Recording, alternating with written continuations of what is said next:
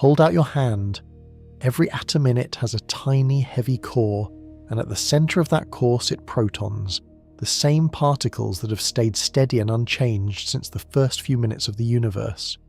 A few years ago, inside the largest machine humanity has ever built, physicists watched a particle appear that carried the proton's identity, but weighed more than 4 protons stacked together, a thing the simplest rules of matter never said should be there. It is called a pentaquark, and that is what this is about. We will get to it slowly, one plain step at a time, starting from the proton you already know and adding only what each step needs. If you enjoy taking your time with ideas like this, consider subscribing so you can follow along. The first question is the simplest one. What is a proton actually made of? Pick up anything near you, a cup, a key, the hand holding your phone. Press a finger against it and you feel something solid pushing back, something that seems to have always been there and always will be. That feeling of steadiness goes all the way down. Inside the cup are atoms, and inside each atom is a dense core called the nucleus, and packed into that nucleus are protons. The proton is the particle that decides what kind of atom you're looking at. One proton in the nucleus and you have hydrogen, the lightest element. 6 protons and you have carbon, the backbone of every living thing. 79 protons and you have gold. Change the count of protons and you change the substance itself, which is why the proton is sometimes called the bookkeeper of matter. What makes the proton remarkable is not just what it builds, but how long it lasts. The protons in your body were made in the first few minutes after the universe began, when everything was hot and dense beyond anything we can picture. They have been protons ever since. Stars have lived and died, galaxies have turned, and those same protons have stayed protons through all of it. As far as anyone has measured, a proton left alone will sit there unchanged for longer than the age of the universe, longer by a margin so large the numbers stop meaning much. Experiments built to catch a single proton falling apart have watched enormous tanks of water for years and seen nothing. The proton just endures, so you carry in every atom of you a particle that is older than the Earth, older than the Sun, steady in a way almost nothing else in nature is. It is easy to picture it as a tiny, perfect marble, a smooth, hard sphere too small to see, sitting quietly at the centre of things. That picture is the natural one. You feel solidity, so you imagine a solid speck, and for a long time the best physicists in the world imagined something close to it too. The proton seemed like a basic building block, one of the small number of pieces the world is made from, simple and whole and not made of anything smaller. That picture held for decades, and it was good enough to do real work. Chemistry runs on it. The whole table of elements is organised by counting protons. When you learned that atoms have a nucleus with protons and neutrons and electrons moving around the outside, you learned a model that explains an astonishing amount of the everyday world. For most purposes, the proton can simply be the solid heart of the atom, and you never need to ask what it is made of. But nature kept giving hints that the marble was hiding something. The proton has a size you can measure, a little under 1/millionth of a millimetre across, and a thing with a size can have parts. It has a magnetism that came out wrong, far stronger than a simple point of charge should produce, as if something inside it were moving around. And when physicists built machines powerful enough to throw other particles at the proton hard enough, the way those particles bounced off carried a message. They did not bounce the way they would off a smooth, even ball. They sometimes came back sharply, as if they had struck something small and hard buried inside. That is the thread this whole story pulls on. The proton you trust, the steady core of all matter, the bookkeeper that decides gold from carbon, turns out not to be the end of the line. It is a container. To understand the strange heavy particle that appeared at CERN, we first have to open the proton up and look at what is moving around inside it. The machine that finally looked inside was at Stanford in California, a straight tunnel about 2 miles long called the Stanford Linear Accelerator Center. In the late 1960s, a team led by Jerome Friedman, Henry Kendall, and Richard Taylor used it to fire electrons at protons, harder than anyone had managed before. The idea was simple in spirit. If you want to know the shape of something you cannot see, you throw small things at it and watch how they come back. Roll a marble at a wall and it returns evenly. Roll it at a cluster of pebbles, and now and then it ricochets off at a sharp angle, because it has struck something small and hard. That is what they saw. Most electrons passed through or bent only slightly as expected, but a surprising number came flying back at steep angles, far more often than they should have if the proton were a soft, evenly spread blob of charge. The electrons were hitting something small and hard inside. They were bouncing off lumps. This was the same kind of result that decades earlier had revealed the atomic nucleus itself. Ernest Rutherford had fired heavy particles at a thin sheet of gold and found that a few bounced almost straight back, which told him the atom's mass was concentrated in a tiny core rather than spread out. Now the same logic was reaching one level deeper. The proton, the thing inside the nucleus, was itself made of smaller pieces, concentrated points that the electrons could strike.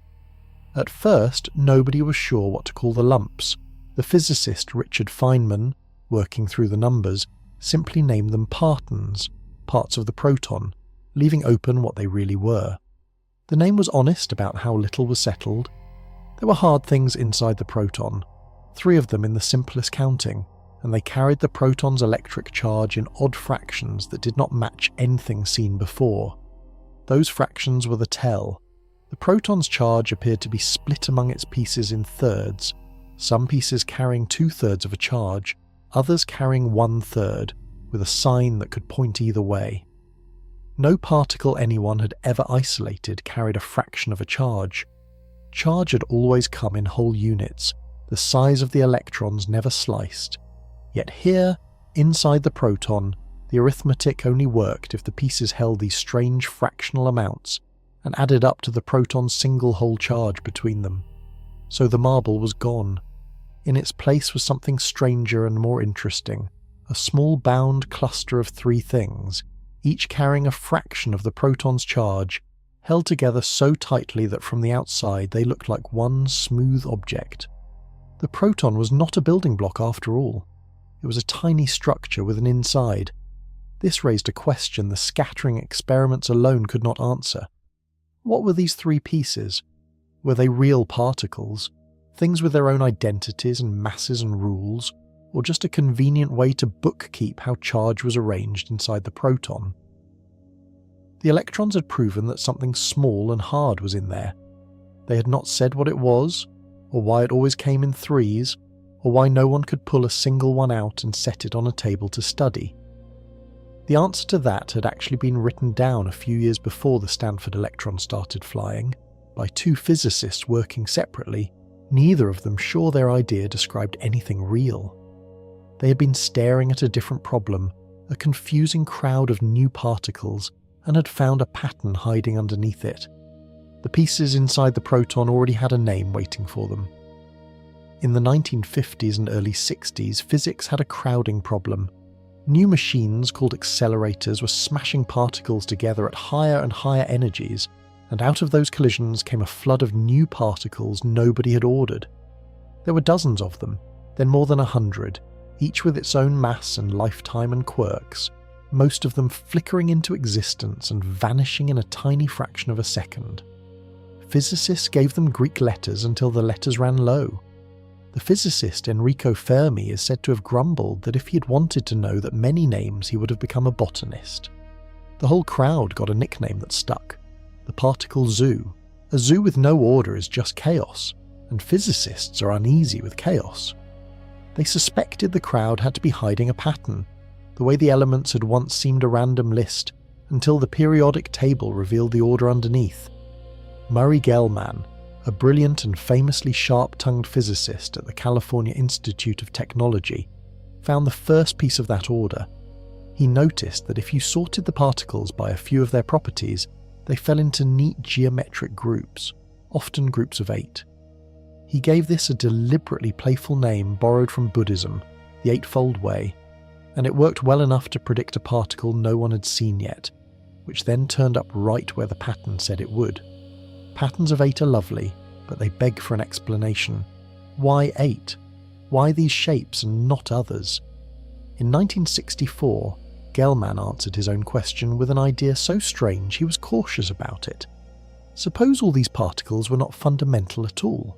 Suppose they were built from a small set of truly basic pieces, just a few kinds, combined in different ways, the way every word in a language is built from a short alphabet. A few of these pieces, mixed and matched, would generate exactly the patterns the zoo displayed. He needed a name, and being a man who loved words and languages, he reached for a nonsense syllable he had been carrying in his head. Then he found it in print, in a line from the novel Finnegan's Wake by James Joyce, which reads 3 quarks for muster mark. 3. It fit perfectly, 3 pieces inside each of the heavier particles, and so the pieces became quarks. At almost the same moment, working separately at the European laboratory CERN, a young physicist named George Zweig arrived at the same conclusion. He had reasoned his way to the very same building blocks and called them aces, picturing a deck of cards. His write-up was more detailed than Gell-Mann's in some ways, but it landed badly. The idea of fractional charges struck senior physicists as nonsense, and Zweig had trouble getting his work taken seriously or published in the usual places. He later left particle physics altogether and turned to studying how the human ear works. A quieter second life for a man who had glimpsed the same deep truth at the same time. The truth, in both versions, was this. The 100-odd particles in the zoo were not 100 different things. They were a few quarks, combined a few allowed ways, like a small set of letters spelling out a long list of words. The order under the chaos was that simple, but an idea is not yet a discovery. In 1964, quarks were a bookkeeping trick, a way to make the patterns come out right, and even Gell-Mann sometimes spoke of them as if they might be only mathematical conveniences rather than real objects you could find. What the model did give, immediately and cleanly, was a rule. Out of these few pieces, only certain combinations were allowed, and that rule is the next thing to understand. The quark model came with a rule about what could exist, and the rule was short. Quarks combine in just 2 basic ways. Either 3 quarks bind together, or 1 quark binds with 1 antiquark. Those 2 patterns, and almost nothing else, were what nature seemed to allow. To follow that, you need the idea of an antiquark. Every kind of quark has a mirror twin, identical in mass but opposite in its charges, called an antiquark. This is part of a wider fact about nature, that for every particle of matter, there is a particle of antimatter, its exact opposite. Bring a particle and its antiparticle together and they annihilate, converting their mass into a flash of energy. So an antiquark is a real thing, the opposite charge partner of a quark, and it gets to play in the building rules too. With that in hand, the 2 allowed shapes have names. A bundle of 3 quarks is called a baryon, from a Greek word for heavy, because these tend to be the heavier particles. The proton is a baryon, so is the neutron, the proton's neutral partner in the nucleus. A pairing of 1 quark with 1 antiquark is called a meson, from a word meaning middle, because their mass is often sat between the light electron and the heavy proton. The pion, a particle that helps hold the nucleus together, is a meson. Now the fractional charges start to pay off. In the original model there were 3 kinds of quark, named up, down, and strange. The up quark carries 2/3 of a unit of charge. The down quark carries -1/3. Build a proton from 2 up quarks and 1 down quark and the charges add up. 2/3 plus 2/3 is 4/3, -1/3 leaves 1, a single whole positive charge, exactly the protons. Build a neutron from 1 up and 2 downs and you get 2/3 -1/3 -1/3, which is 0, exactly the neutron's neutral charge. The strange fractions were not a flaw. They were the gears that made the whole machine turn out whole numbers on the outside. This is why the Stanford electrons had found 3 lumps inside the proton. The 3 lumps were the 3 quarks, up, and down, the proton's recipe.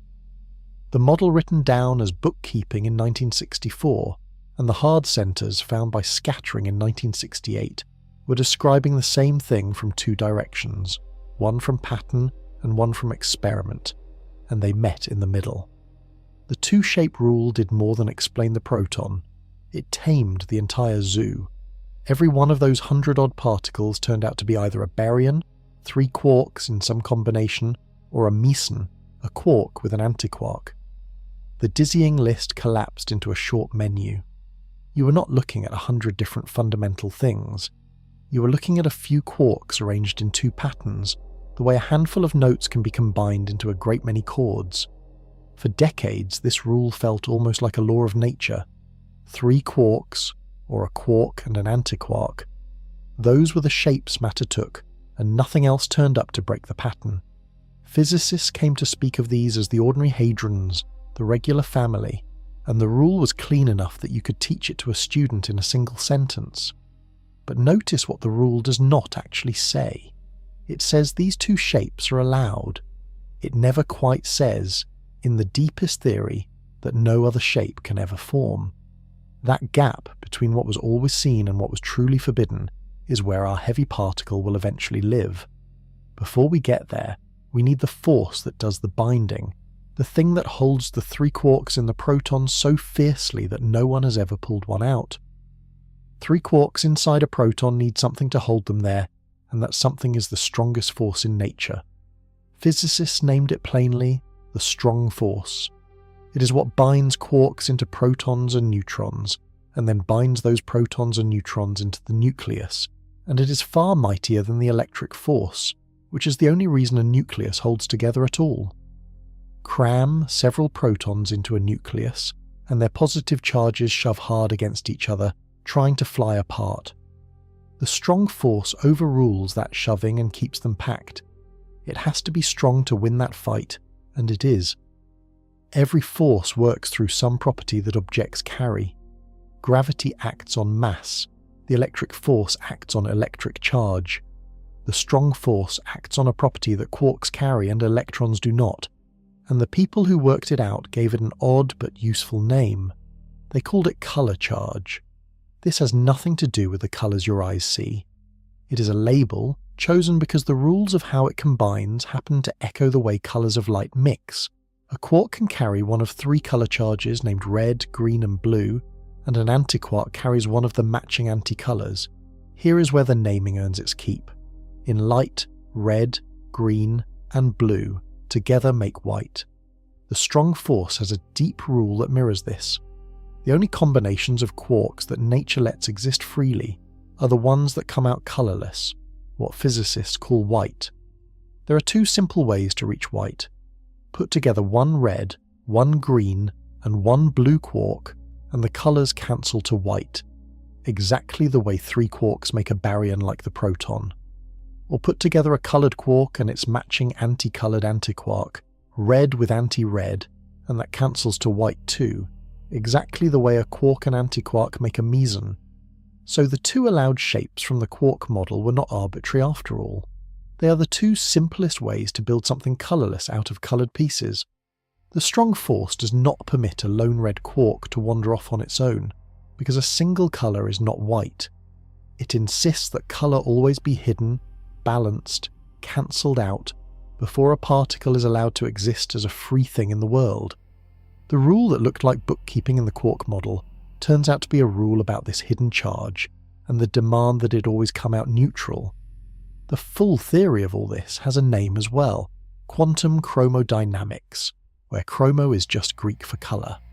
It is the rule book of the strong force, and it is one of the great achievements of 20th century physics, confirmed again and again in collisions around the world. It describes the colour charges, the force between them, and the carriers of that force, and it gets the answers right to remarkable precision in the cases where physicists can fully calculate it.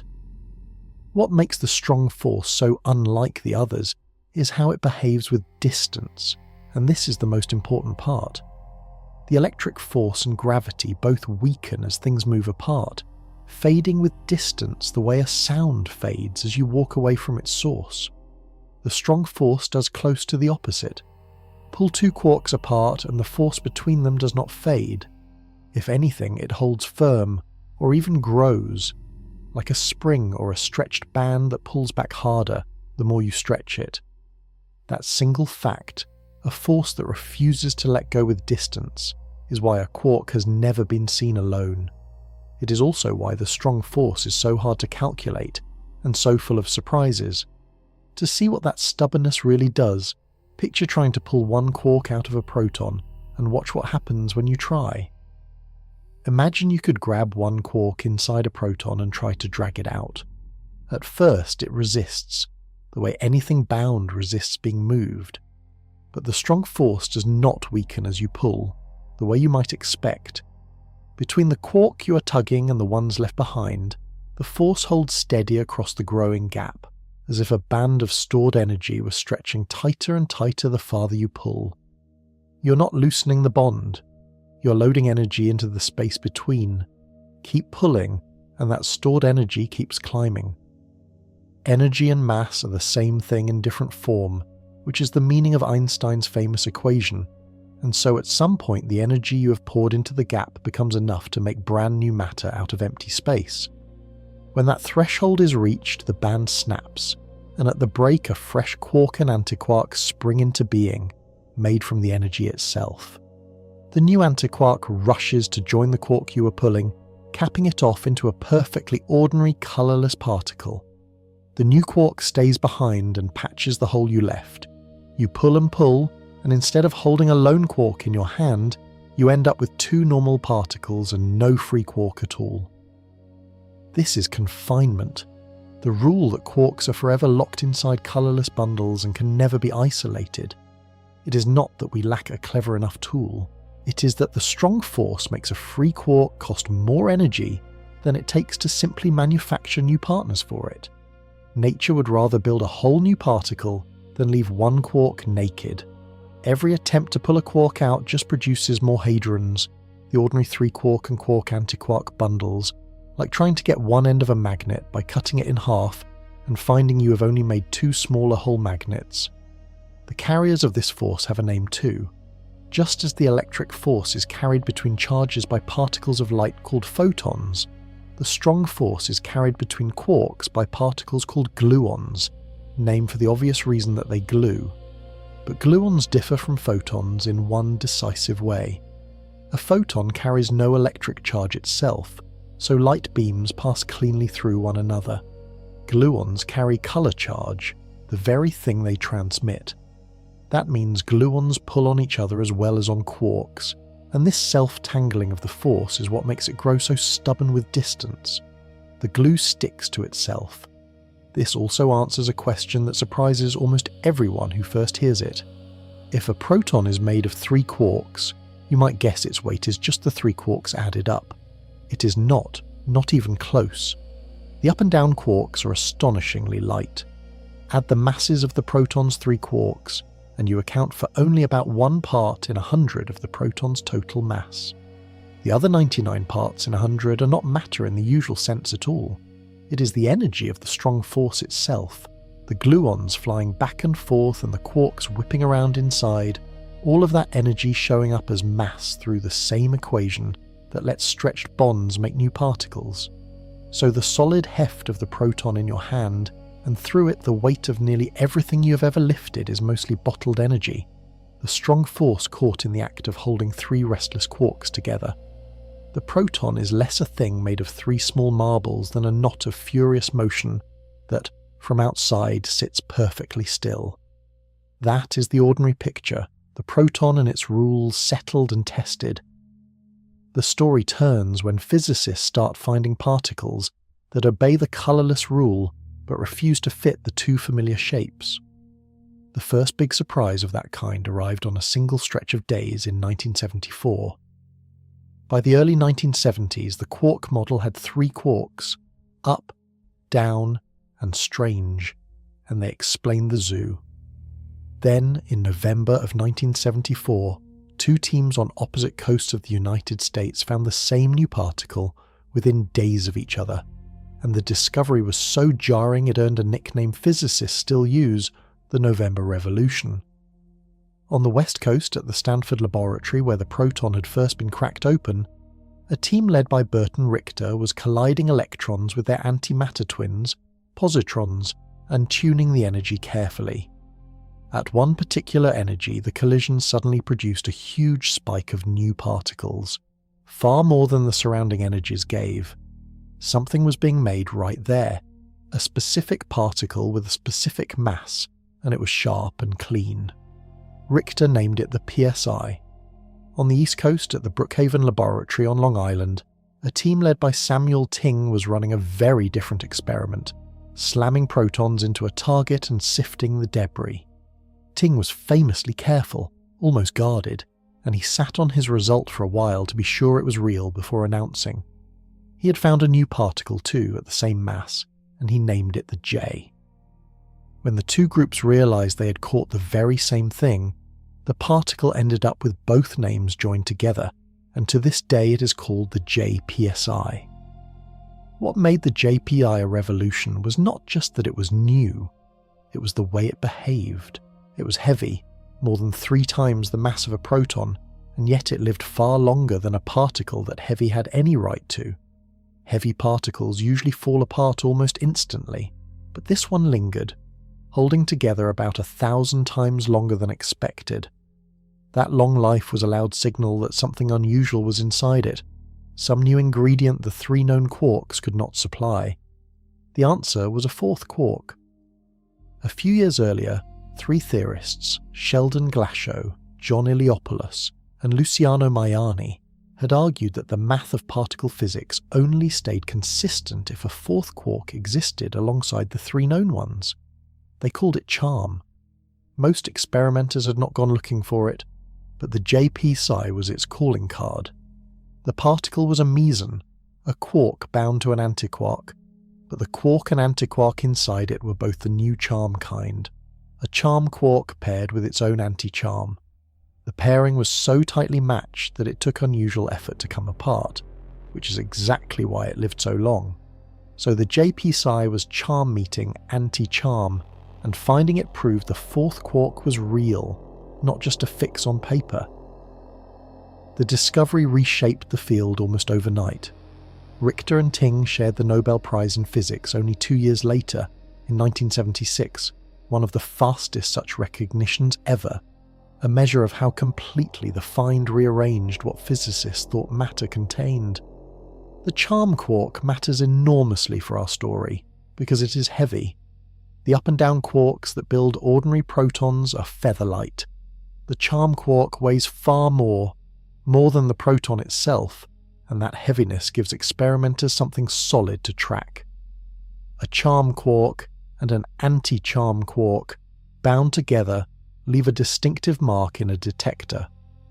Whenever a JPSI appears in the debris of a collision, physicists know a charm and an anti-charm were just made, and they can use that as a flag, a reliable signpost in the chaos. That signpost is going to matter later, because the heavy particle waiting at the end of this story announces itself partly through a JPSI. But before CERN, there was a different kind of surprise, one that taught physicists a hard lesson about wanting a discovery too much. The idea of a particle made of 5 quarks did not start at CERN. It is decades old, and the first time experimenters thought they had found one, the story ended in disappointment. That episode is worth telling, because it explains the caution that surrounds the real discovery and the strange word in our title, the sense that such a thing should not be there. The colourless rule allows 2 simple shapes, 3 quarks or a quark with an antiquark. But there is a third way to reach colourless that the rule does not forbid. Take 4 quarks and 1 antiquark together. The 4 quarks carry colour, the antiquark carries an anticolour, and with the right mix the whole bundle can balance to white, just as a baryon or a meson does. A particle built that way would have 5 quarks inside it, and would still obey the deep rule about colour. Physicists gave this object a name long before anyone saw one. They called it a pentaquark, from the Greek for 5.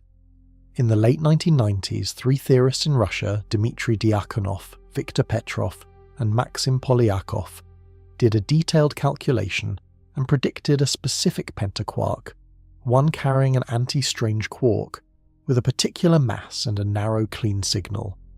They were precise enough that experimenters knew where to look.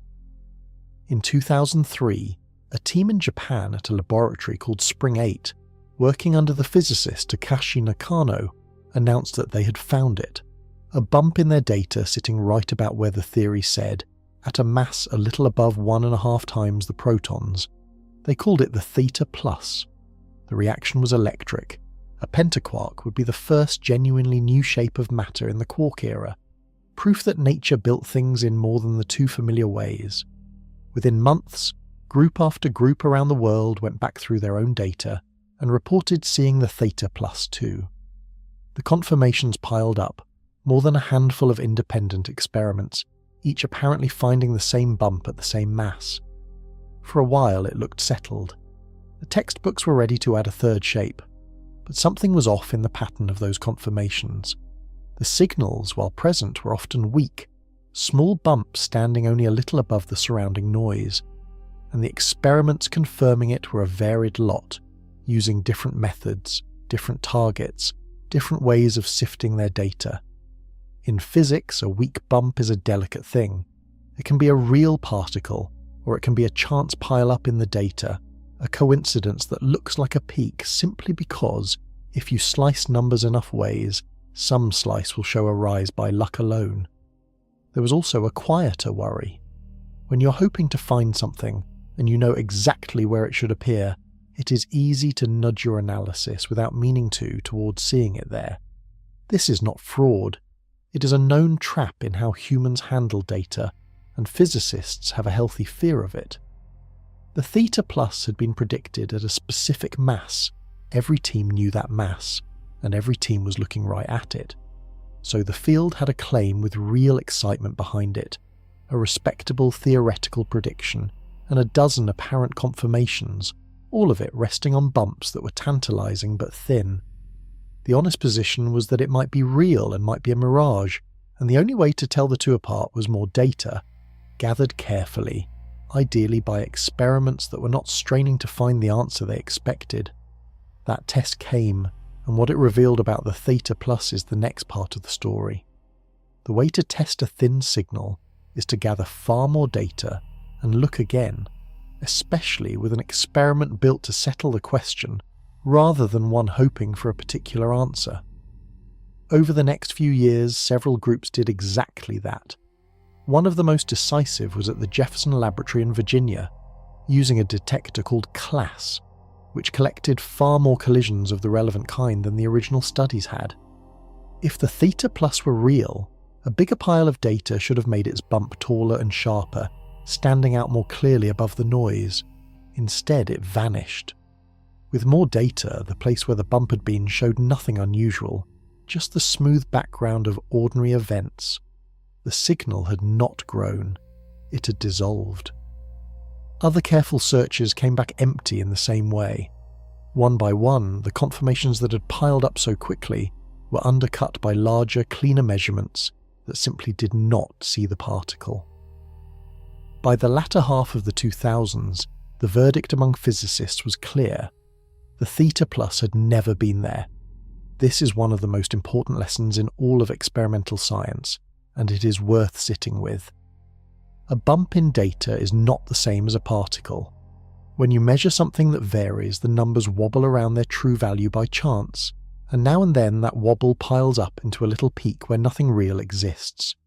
The more places you look, and the more ways you slice the data, the more likely it becomes that pure luck hands you a peak somewhere. A signal that looks striking in a small data set can be nothing more than a run of good luck dressed up as a discovery. Physicists have built defenses against this trap, learned through episodes exactly like the Theta-plus. The main one is a strict standard for how strong a signal must be before anyone calls it real. They measure a bump against the expected random scatter, and the rule of thumb is severe. A signal must be strong enough that the odds of it arising by chance are less than about 1 in 3.5 million before the community will accept it as a genuine discovery. That threshold has a technical name, 5 sigma, but the meaning is plain. The bar is set deliberately high because nature and luck throw up convincing-looking accidents all the time. There is a second, subtler trap that the Theta-plus also illustrated, sometimes called the look elsewhere effect. If you decide in advance to check one exact spot and you find a bump there, that is meaningful. But if you scan a whole range and get excited about a bump wherever it happens to appear, you have given chance many more opportunities to fool you, and you must account for all those opportunities when you judge how surprised to be. The early Theta-plus searches, looking right at a predicted mass, were especially exposed to the first trap, and the field's eagerness to confirm made everything worse. None of this means the original team did bad work or acted in bad faith. They reported what they saw, the prediction was reasonable, and the excitement was natural. The system worked exactly as it should. A claim was made, the community tested it hard, the test failed to hold up, and the claim was set aside. That is not a failure of science. It is science doing the one thing that separates it from wishful thinking, checking itself against more evidence and being willing to let go. So the first pentaquark was a ghost, and the word pentaquark carried a faint stain of embarrassment for years afterward. Anyone who claimed to find one again would face a wall of skepticism, and rightly so. They would need overwhelming data from an experiment beyond reproach, built to see clearly into the heart of the hardest collisions. Such a machine was being finished at that very time, on the border between France and Switzerland. Near the city of Geneva, straddling the border between Switzerland and France, sits a laboratory called CERN, the European Centre for Particle Physics. Below the surrounding farmland and villages, about 100 metres down, runs a circular tunnel 27 kilometres around, large enough that the ring passes under 2 countries and beneath the foothills of the Alps. Inside that tunnel is the Large Hadron Collider, the largest and most complex machine human beings have ever built. What the machine does is simple to say and staggering to achieve. It takes protons, the very particles at the heart of this story, and pushes them to nearly the speed of light, then steers 2 beams of them in opposite directions around the ring and crashes them head-on. The protons travel so fast that they loop the 27-kilometre ring more than 10,000 times every second. To bend their path into a circle takes magnets of enormous power, thousands of them, and to work they must be chilled to about 2 degrees above absolute zero, colder than the empty space between the stars. A large part of the machine is, in effect, the most elaborate refrigerator on Earth, keeping a ring of magnets colder than the night sky. The point of all this speed is the collision. When 2 protons meet head-on at nearly light speed, the energy of the crash is converted by the same mass and energy equation we keep returning to, into a spray of new particles, many of them far heavier than the protons that went in. You're not breaking the protons apart like dropped plates. You're pouring their motion into a small region of space and letting that concentrated energy condense into fresh matter, particles that may not have existed naturally since the universe was young and hot. The collider is a way of briefly recreating, in a spot smaller than a grain of dust, conditions close to the early universe. This is the machine that, in 2012, found the Higgs boson, the particle tied to how other particles get their mass, a discovery that had been chased for decades and that confirmed the last missing piece of the standard picture of physics. That find made headlines around the world and brought a Nobel Prize to the theorists who had predicted the particle long before. The Higgs is what most people know the collider for, but the collider does not run a single experiment. At 4 points around the ring, where the beams are made to cross, sit 4 giant detectors, each a separate experiment with its own team, its own design, and its own questions. 2 of them, called Atlas and CMS, are general-purpose giants, built to catch almost anything and famous for the Higgs. A third, called Alice, studies a state of matter so hot the quarks briefly run free. The 4th is the one that matters for us. The scale of the human effort behind the machine is as remarkable as the machine itself. CERN draws scientists from all over the world, thousands of physicists and engineers from dozens of countries, working together on instruments that take decades to design and build. No single person understands the whole thing in detail. A discovery here is never one mind shouting in a lab. It is the slow, coordinated work of a small city of people, cross-checking each other, arguing over the data, agreeing only when the evidence forces agreement. That combination, a machine of impossible precision and a community trained to doubt itself, is exactly what the pentaquark question needed after the Theta-plus had burned the field once.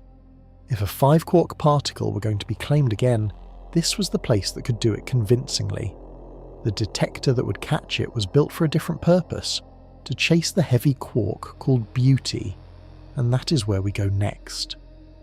The fourth great detector is called LHCb, where the B stands for beauty, which is the name of the 5th quark.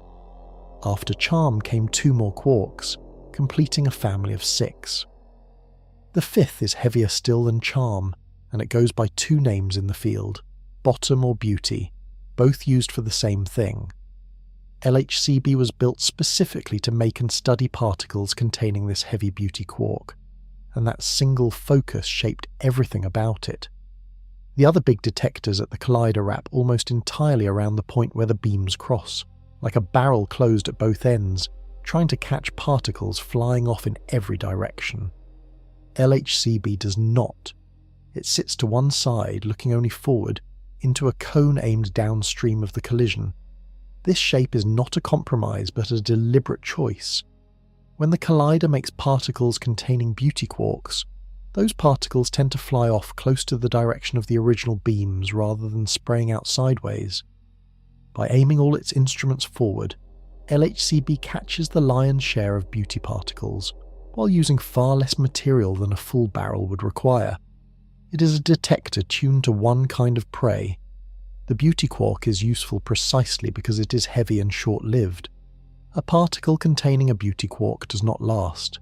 It travels a tiny distance, a fraction of the width of a coin, and then falls apart into lighter particles. That tiny flight is a gift to the experimenter.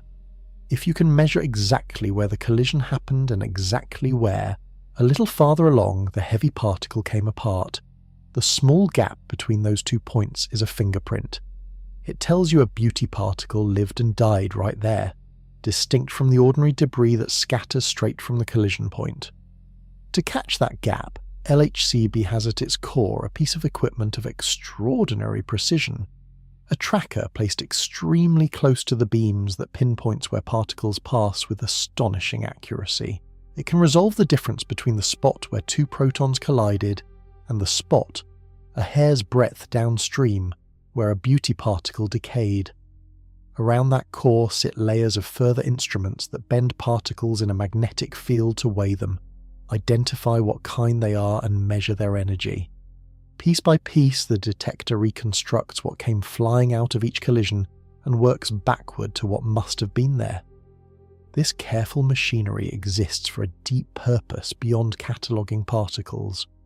One of LHCb's central missions is to study a subtle imbalance between matter and antimatter. The universe today is made almost entirely of matter, with almost no antimatter left, even though the simplest expectation is that the early universe should have made equal amounts of both, which would then have annihilated into nothing but light. Something tipped the balance toward matter, and particles containing beauty quarks are one of the best places to catch nature breaking the symmetry between the two.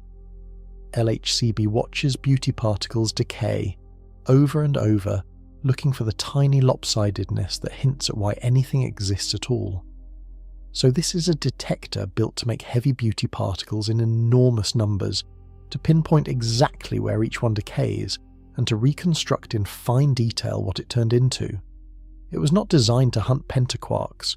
Nobody built it with 5-quark states in mind. But a machine that produces a flood of heavy particles and reads their decays with this much care is bound to turn up things its makers did not plan for. The pentaquark would arrive as a guest inside the decay of one particular beauty particle, a heavy cousin of the proton, and that cousin is the next thing to meet. The particle at the source of our story is called the lambda B, and it is a heavy relative of the proton.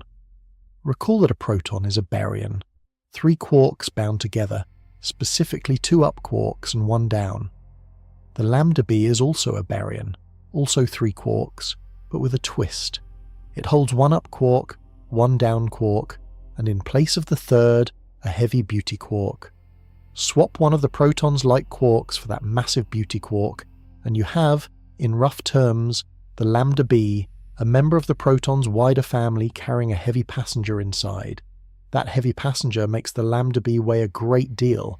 It comes in at around 6 times the mass of a proton, almost all of that extra heft coming from the beauty quark itself, which is far more massive than the featherweight up and down quarks it sits beside.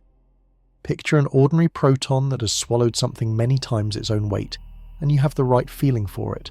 A familiar 3-quark bundle made lopsided and heavy by one outsized member. Like everything containing a beauty quark, the lambda b does not last.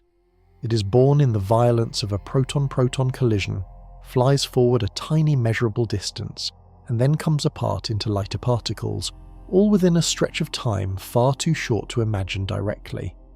But the collider makes them in great numbers. Run the machine and smash protons together long enough, and you produce lambda b particles by the millions, each one living its brief life inside the forward cone where the LHCb detector is watching. A rare event seen once is just a curiosity. The same event seen in a flood of millions becomes something you can study, measure, and trust. When the lambda b decays, the heavy beauty quark inside it is the part that drives the change.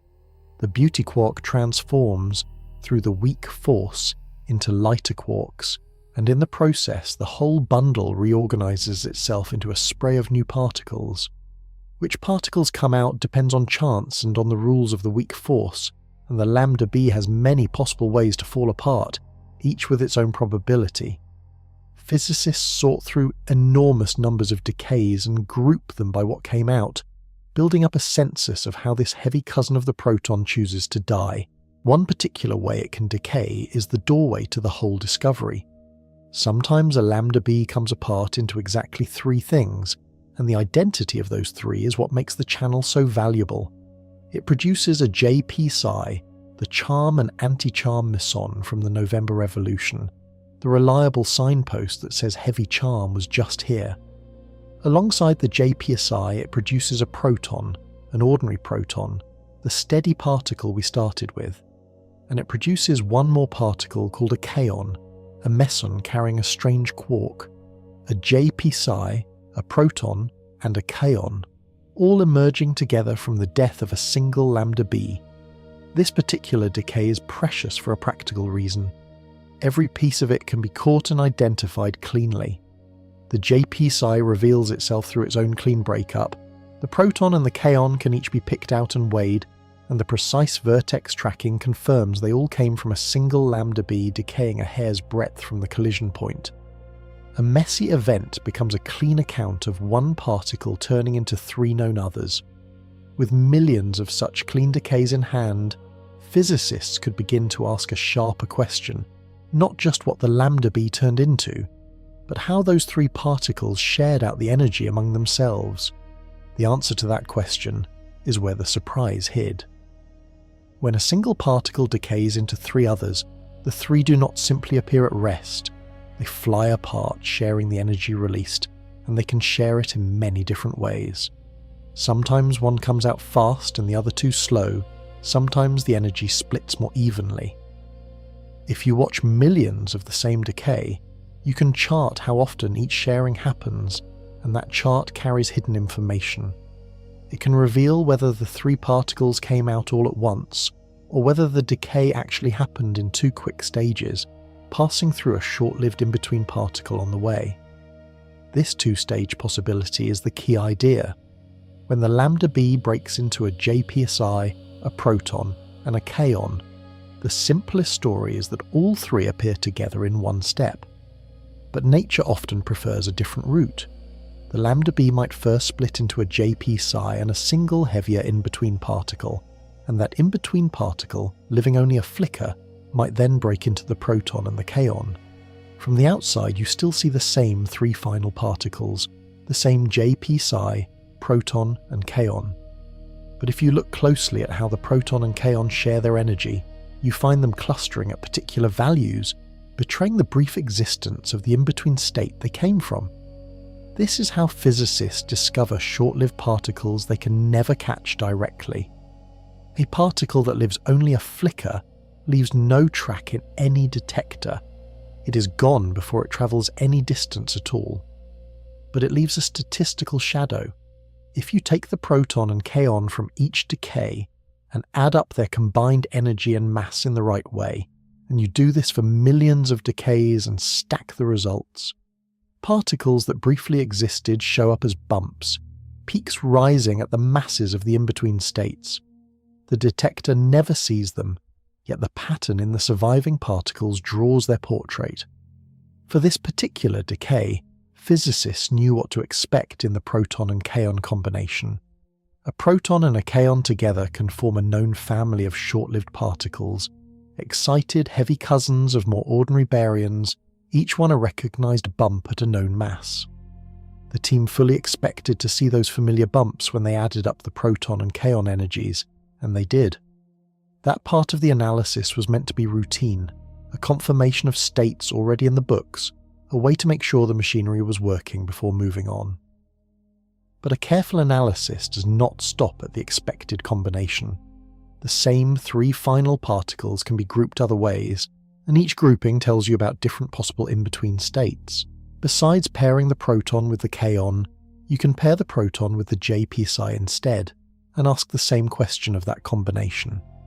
If the proton and the JP psi sometimes came from a single, short-lived in-between particle, then adding up their combined mass over millions of decays should reveal a bump, just as it did for the proton and kaon. There was no strong reason to expect anything there. A proton paired with a JPI means a proton sitting beside a charm quark and an anti-charm quark, a heavy combination with no obvious ordinary particle behind it. The pairing was checked partly as a matter of thoroughness, the kind of cross-check a careful team performs because the data are in hand and the question is easy to ask. Look at every way the pieces can combine, account for everything, leave no corner unexamined. When they plotted the combined mass of the JP psi and the proton across all those decays, the line did not come out smooth. It rose into peaks where the simple picture said it should stay flat. Something with a definite mass was forming briefly from a JP psi and a proton, and that something was about to become the heaviest surprise in the story. In the summer of 2015, the LHCb team announced what they had found in that JP psi and proton combination, and it was not one bump but two. Plotting the combined mass across their full set of these decays, gathered over the collider's first years of running, they saw the line climb into peaks rather than lie flat. The shape could not be explained by the ordinary background or by the expected proton and kaon states alone. To fit what they saw, they had to add two new particles, each forming briefly from a JP psi and a proton, each at its own definite mass. The strength of the signal is what set this apart from the Theta-plus a decade earlier. That earlier claim had rested on thin bumps barely above the noise. This one stood far above any reasonable chance. The combined significance of the two new states was so high that the odds of the data arising from luck alone were smaller than roughly 1 in 1,000 billion, far past the strict 5 sigma bar the field demands. This was not a hopeful peak in a small sample. It was a mountain in an enormous clean data set, gathered by a detector built to read exactly this kind of decay. The work behind it was painstaking. A core group within the large collaboration, including physicists based at Syracuse University such as Sheldon Stone and Tomasz Skwornicki, had pushed to examine the JPI and proton combination, rather than treating the decay as fully explained by the familiar proton and kaon states. Fitting two such peaks in the presence of all the ordinary contributions is delicate work, because the various ways the decay can proceed interfere with one another, the way overlapping ripples on a pond add up in some places and cancel in others. The team had to model all of it together and show that the data genuinely demanded two extra states, and could not be massaged into fitting without them. What were these two new things? A particle formed from a JP psi and a proton has, inside it, everything those two carry. The proton brings its 3 quarks, 2 up and 1 down. The JPI brings a charm quark and an anti-charm quark. Add them up and you have 5 quarks bound together in one object, 4 quarks and 1 antiquark. The proton's 3 plus the charm pair. 5 quarks, a pentaquark. The very shape that had been claimed and then erased a decade before had reappeared, this time as 2 solid peaks in the cleanest possible data. The team was acutely aware of the history. The word pentaquark still carried the bruise of the Theta-plus, and any new claim would be met with hard skepticism, as it should be. So they were careful in how they presented it, leaning on the overwhelming strength of the signal and the thoroughness of the analysis. They had not gone looking for a pentaquark and found a convenient bump. They had been forced to add these states to describe a decay they were studying for other reasons, and the states refused to go away no matter how the data were checked. They named the 2 new particles in the dry style of the field by their type and their mass. The lighter one became known by a mass of about 4,380, the heavier by a mass of about 4,450, both carrying a label marking them as charm-bearing pentaquarks. 2 new states, each heavier than 4 protons, each made of 5 quarks, each living only the briefest flicker before falling back apart. Before we can really weigh what these particles are, we have to understand what kind of object a brief bump in the data actually represents, because a pentaquark that lives for a flicker is a particle in a stranger sense than the steady proton we began with. The proton lives essentially forever, longer than the universe has existed, and so we tend to think of a particle as a thing that lasts. The pentaquarks are nothing like that.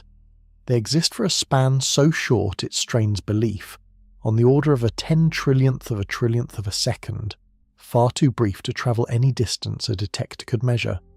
A particle that fleeting is called a resonance, and to understand the discovery you have to understand why physicists count such a flicker as a real particle at all. The word resonance is borrowed on purpose from the everyday way certain systems respond strongly at certain special frequencies. Push a child on a swing, and if you time your pushes to the swing's natural rhythm, your small efforts build into a large motion. Sing the right note near a wine glass and the glass hums, because that pitch matches a frequency the glass wants to vibrate at. The system has a preferred frequency, and energy poured in at that frequency builds up sharply, while energy at other frequencies does little. That sharp preference, a strong response at one special value, and weak response elsewhere, is resonance. A short-lived particle behaves the same way in the language of mass and energy. When a JP psi and a proton come together, most combinations of their energy do nothing special and pass through. But at one particular combined mass, the system responds strongly, briefly locking into a bound arrangement before flying apart again. Stack up millions of decays and plot how often each combined mass occurs, and that special value shows up as a peak, a place where the JP psi and proton clearly preferred to gather. The peak is the particle. Its position along the mass axis tells you the particle's mass, just as a note's pitch tells you a string's tuning. The shape of the peak carries more than its position. Its width, how spread out the bump is, tells you how long the particle lived. This ties to a deep rule of the quantum world that there is a trade-off between how long something lasts and how sharply its energy is defined. A particle that lives a relatively long time has a very precise mass and shows up as a narrow knife-edge peak. A particle that lives only the briefest flicker has a fuzzy, uncertain mass and shows up as a broad, gentle hump.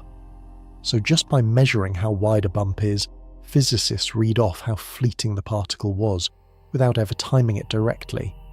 This is why the 2 pentaquarks looked different from each other in the data. One of them produced a broad hump, telling physicists it lived an even shorter time and came apart fast. The other produced a narrower peak, a sign it held together a touch longer before dissolving. Same kind of object, both pentaquarks, but with different lifetimes written into the different widths of their bumps. It can feel like a stretch to call something a particle when it never travels, never leaves a track, and exists only as a peak in a graph built from millions of events. But by every measure that matters in this realm, it is one. It has a definite mass, a definite lifetime, a definite set of quarks inside it, and definite rules for how it forms and decays. The proton and the pentaquark sit at two ends of the same spectrum, one almost eternal, one gone in a flicker, but both are arrangements of quarks held by the strong force, both real members of the family of matter. With that settled, we can finally look hard at the number that gives this story its weight, the mass of these pentaquarks, and let the sheer size of it land the way it deserves to.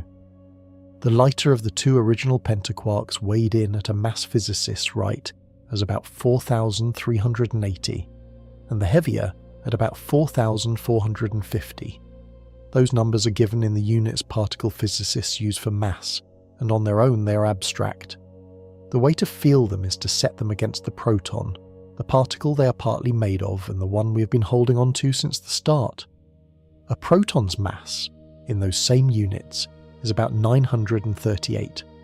Divide one into the other, and the pentaquark comes out to more than 4.5 times the mass of a proton. Sit with that for a moment. Inside this single, fleeting particle is, in a real sense, a proton, the same steady thing at the heart of every atom in your hand. And yet the whole pentaquark weighs more than 4 such protons stacked together, closer to 5. It is as if you took the familiar proton and somehow loaded it with the weight of 3.5 more of itself, all bound into one object that holds together for only the briefest flicker before flying apart. Where does all that extra mass come from? Part of it is plain to account for. The pentaquark carries a charm quark and an anti-charm quark, the same heavy pair that makes up the JP psi, and that pair alone weighs more than 3 protons. So the bulk of the heft is the heavy charm and anti-charm riding inside, on top of the proton's own 3 quarks. Add the mass of the proton to the mass of the JP psi, and you're already most of the way there. The rest is the energy of the strong force binding the 5 quarks into a single state. Energy that, by the equation we keep returning to, shows up as still more mass. This is the heart of why the title speaks of a particle that should not exist. Here is something carrying the proton's identity, the proton's own quarks, yet weighing as much as a small cluster of protons, formed for an instant out of a heavy beauty particle's decay, and recognized only as a peak in a graph. It is at once deeply familiar and deeply strange, the everyday proton wearing an enormous fleeting disguise. It helps to remember just how far we have travelled from the everyday. The proton in your fingertip is itself a tiny object, far too small to see, and it already weighs almost 2,000 times more than the electrons that swarm around it. Now picture something nearly 5 times heavier than even that proton, packed into a region just as unimaginably small, existing for a span so short that light, the fastest thing there is, would cross only the width of a single atomic nucleus before it was gone. Every scale here is past the reach of the senses, and yet the detector measured it cleanly, and the number is solid. The mass is not an estimate scribbled in the margin. It comes from millions of decays, each one carefully reconstructed, the JP psi and proton energies added up the same way every time. The peaks fit and refit and checked against every ordinary explanation. The figure of more than 4 protons is about as firm as a measurement of something so fleeting can be. So by 2015 the field had its solid pentaquark, or rather 2 of them, heavy and real and far beyond reproach in a way the Theta-plus never was. But the picture was not yet sharp. One of the 2 bumps was broad and a little blurry, and a richer set of data gathered over the next few years was about to reveal that the truth was more detailed and more beautiful than 2 peaks suggested. The 2015 result was solid, but one of its 2 peaks was broad and indistinct, a wide hump rather than a sharp line. A broad bump can hide more than it shows. It might be a single short-lived particle, or it might be 2 or more particles sitting so close together in mass that their peaks overlap and blur into one. With the data in hand at the time, there was no way to tell the two stories apart. The team had what it had, and what it had was enough to claim pentaquarks, but not enough to read their fine structure. So they did the thing physics rewards above almost all else. They waited and gathered more. Over the next few years, the collider kept running, and LHCb kept recording the same kind of decay, the lambda B coming apart into a JPSI, a proton, and a kaon. By 2019, the collaboration had collected roughly 9 times as many of these clean decays as it had for the original announcement. 9 times the data is not just a louder version of the same picture, it is a sharper one. Features that were smeared together before can separate, the way a blurry shape resolves into distinct edges when you finally bring it into focus. When they reanalyze the JPSM-proton combination with this far larger pile of decays, the picture sharpened in exactly that way. The broad hump from before did not stay a single hump. It split cleanly into 2 separate, narrower peaks, sitting close together but plainly distinct, each a particle in its own right. What had looked like 1 pentaquark was revealed to be 2, resolved at last by the sheer weight of additional data. And alongside them, a third, lighter peak emerged clearly from the noise, one that had been too faint to claim before. This is a quiet lesson about how discovery actually proceeds. The first result is rarely the final word. It is a first glimpse, true as far as it goes, but coarse. More data does not just confirm or deny a claim. It can refine it, breaking a simple story into a richer one, turning 1 particle into 3. The 2015 peaks were not wrong. They were the blurred outline of something with more detail inside it than the early data could reveal. The improvement came partly from a smarter way of looking, not only from more events. In the new analysis, the team used a method that let the peaks announce themselves more directly in the JPSI and proton mass, rather than leaning on a full model of every way the decay could proceed. This approach was less sensitive to the tangled assumptions that complicate such fits, and it let the narrow structures stand out on their own terms. When the peaks survive a simpler, more direct look, you trust them more. The result was a clean spectrum with 3 distinct pentaquark states where 2015 had shown a broad pair. Each had its own mass, its own width, its own brief life. The lightest sat lower than anything clearly seen before. The 2 heavier ones were the split halves of what had once been a single blurry bump. 3 cousins, closely spaced, all carrying the protons quarks plus the heavy charm pair, all real, all measured in a dataset large and clean enough to leave little room for doubt. The strengthening of the signal was decisive. The new state stood far above any chance fluctuation, and the splitting of the old broad peak into 2 was itself strong evidence that the simpler picture had been incomplete. The field now had not a single curiosity but a small set of related particles, a little group with structure and spacing that begged to be read. And that spacing, the precise gaps between the 3 masses, turned out to carry a clue about what these particles really were inside. The 3 pentaquarks of 2019 each got a name in the field's plain style, a label marking them as charm-bearing pentaquarks followed by their mass. The lightest sits at a mass of about 4,312. Above it sits one at about 4,440. And just a little higher, close enough to nearly touch, sits one at about 4,457. 3 particles, 3 masses, all clustered in a narrow band a bit above 4.5 times the mass of a proton. It is the spacing between them that says something. The 2 heavier states sit remarkably close together, separated by only about 17 in those mass units, a small gap between particles that each weigh thousands. The lightest sits farther below, separated from the pair above by something over 100. So the pattern is not 3 evenly spaced steps. It is a lower state standing somewhat alone, and then, well above it, a tight pair sitting almost shoulder to shoulder. That uneven spacing, a single one below and a close couple above, is a fingerprint, and physicists read fingerprints like that for clues to what is going on inside. Close pairs in particle physics often mean that two states are nearly the same arrangement of pieces, differing only in some small internal detail, the way two musical chords built from almost the same notes sound nearly alike. When two particles sit only a hair apart in mass, the natural guess is that they share most of their structure and differ in one minor way, perhaps in how the spins of their internal pieces are aligned. A small internal difference makes a small difference in mass. The tight pair near 4,450 hints strongly that those two are close siblings, the same basic object in two slightly different internal settings. The lighter state sitting more alone asks its own questions. It might be a different arrangement of the same 5 quarks, or it might be the lowest member of a series, with the heavier pair as a related rung above.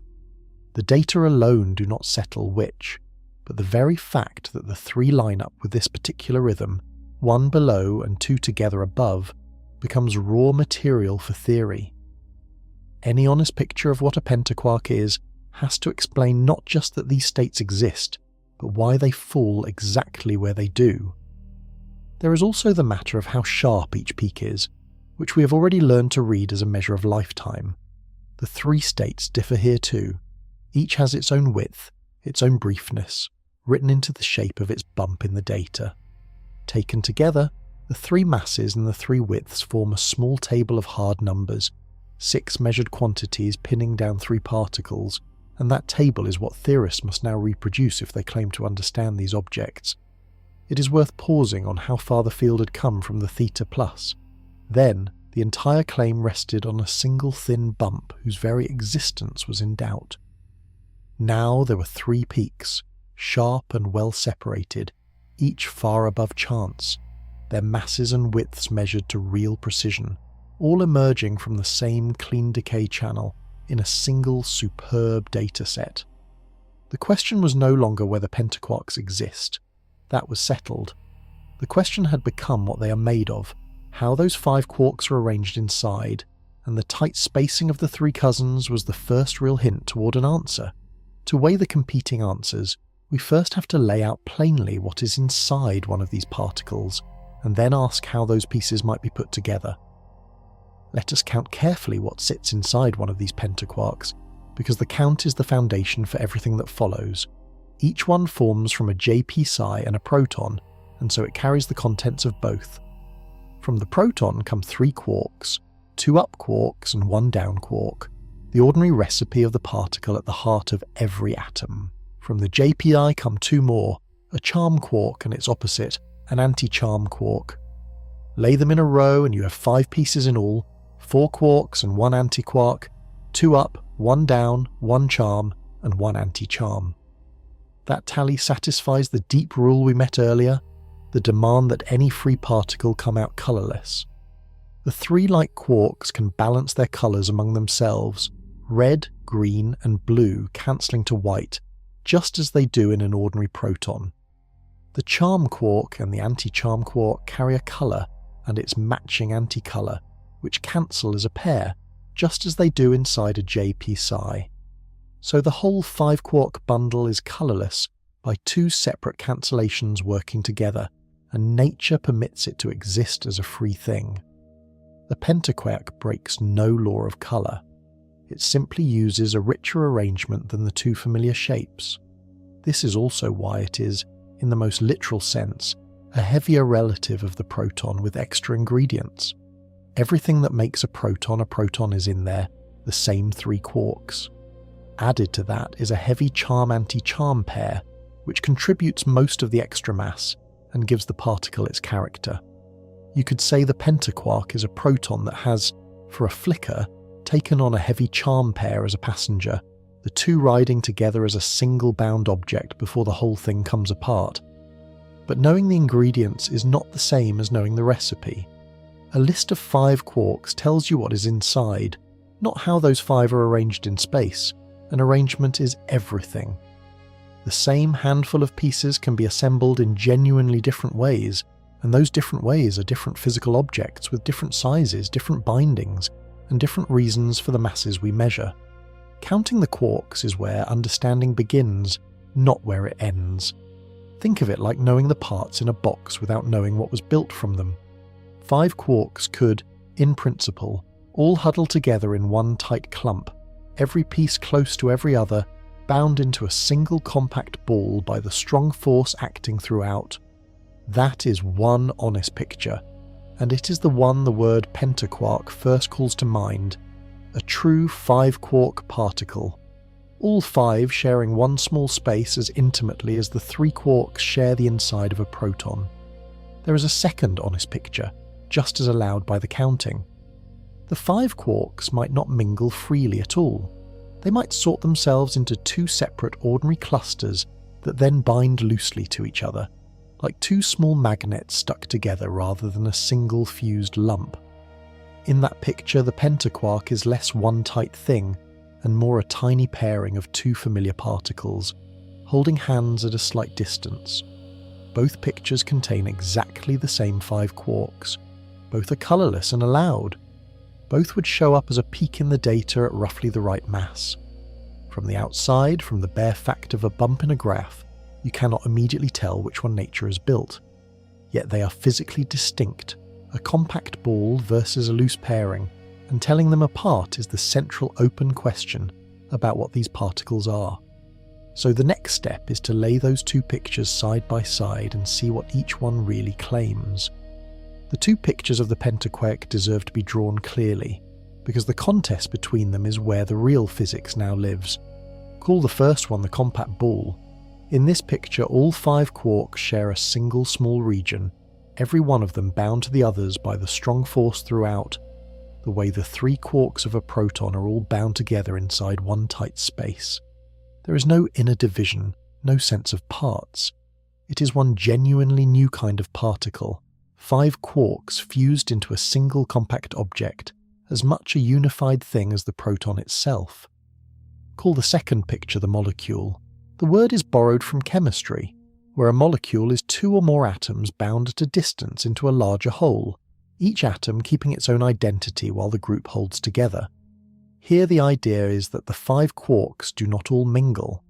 Instead, they sort into 2 ordinary colourless clusters, and those 2 clusters bind loosely to each other across a small gap.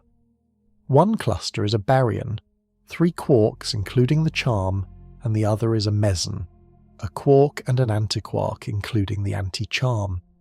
The 2 ordinary particles, each fine on its own, stick together gently into a larger loosely bound pair.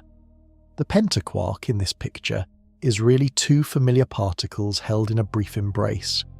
These are not minor variations on one idea. They are deeply different objects.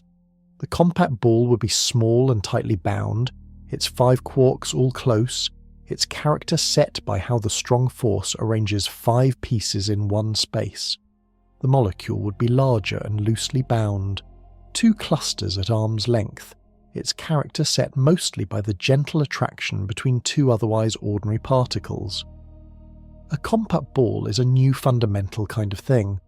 A molecule is an old kind of thing wearing a new arrangement, 2 known particles choosing for a flicker to travel together. The distinction matters far beyond naming.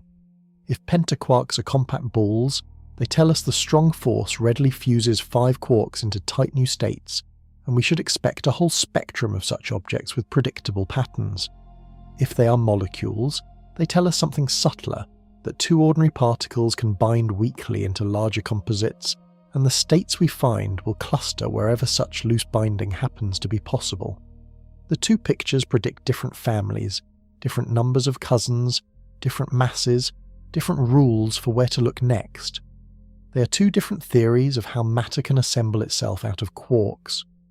Both pictures have serious physicists behind them, and the honest position is that the question is not yet settled. This is not a case where one camp is foolish and the other wise. The same measured peaks, the same 3 masses and widths, can be fit by careful models of either kind. A compact ball model can be tuned to land near the observed masses. So can a molecular model. The bare existence and rough location of the peaks does not, by itself, decide between them, which is exactly why the debate has stayed alive for years. To break the tie, you need a finer clue, some feature of the data that one picture explains naturally and the other has to strain to match. The masses of the 3 states taken not as bare numbers but in relation to certain special values, offer just such a clue.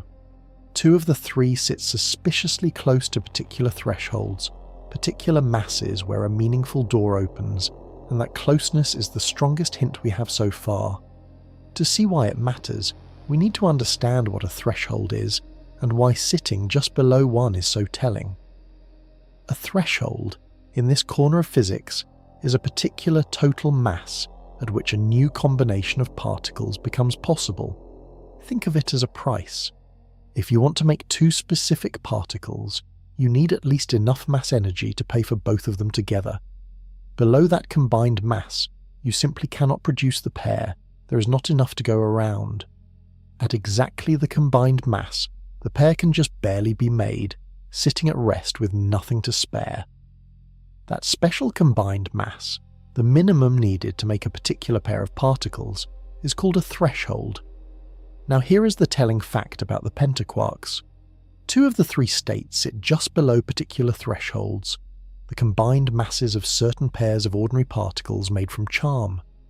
The state at about 4,312 sits a little under the combined mass of one such pair, a charmed baryon together with a charmed meson.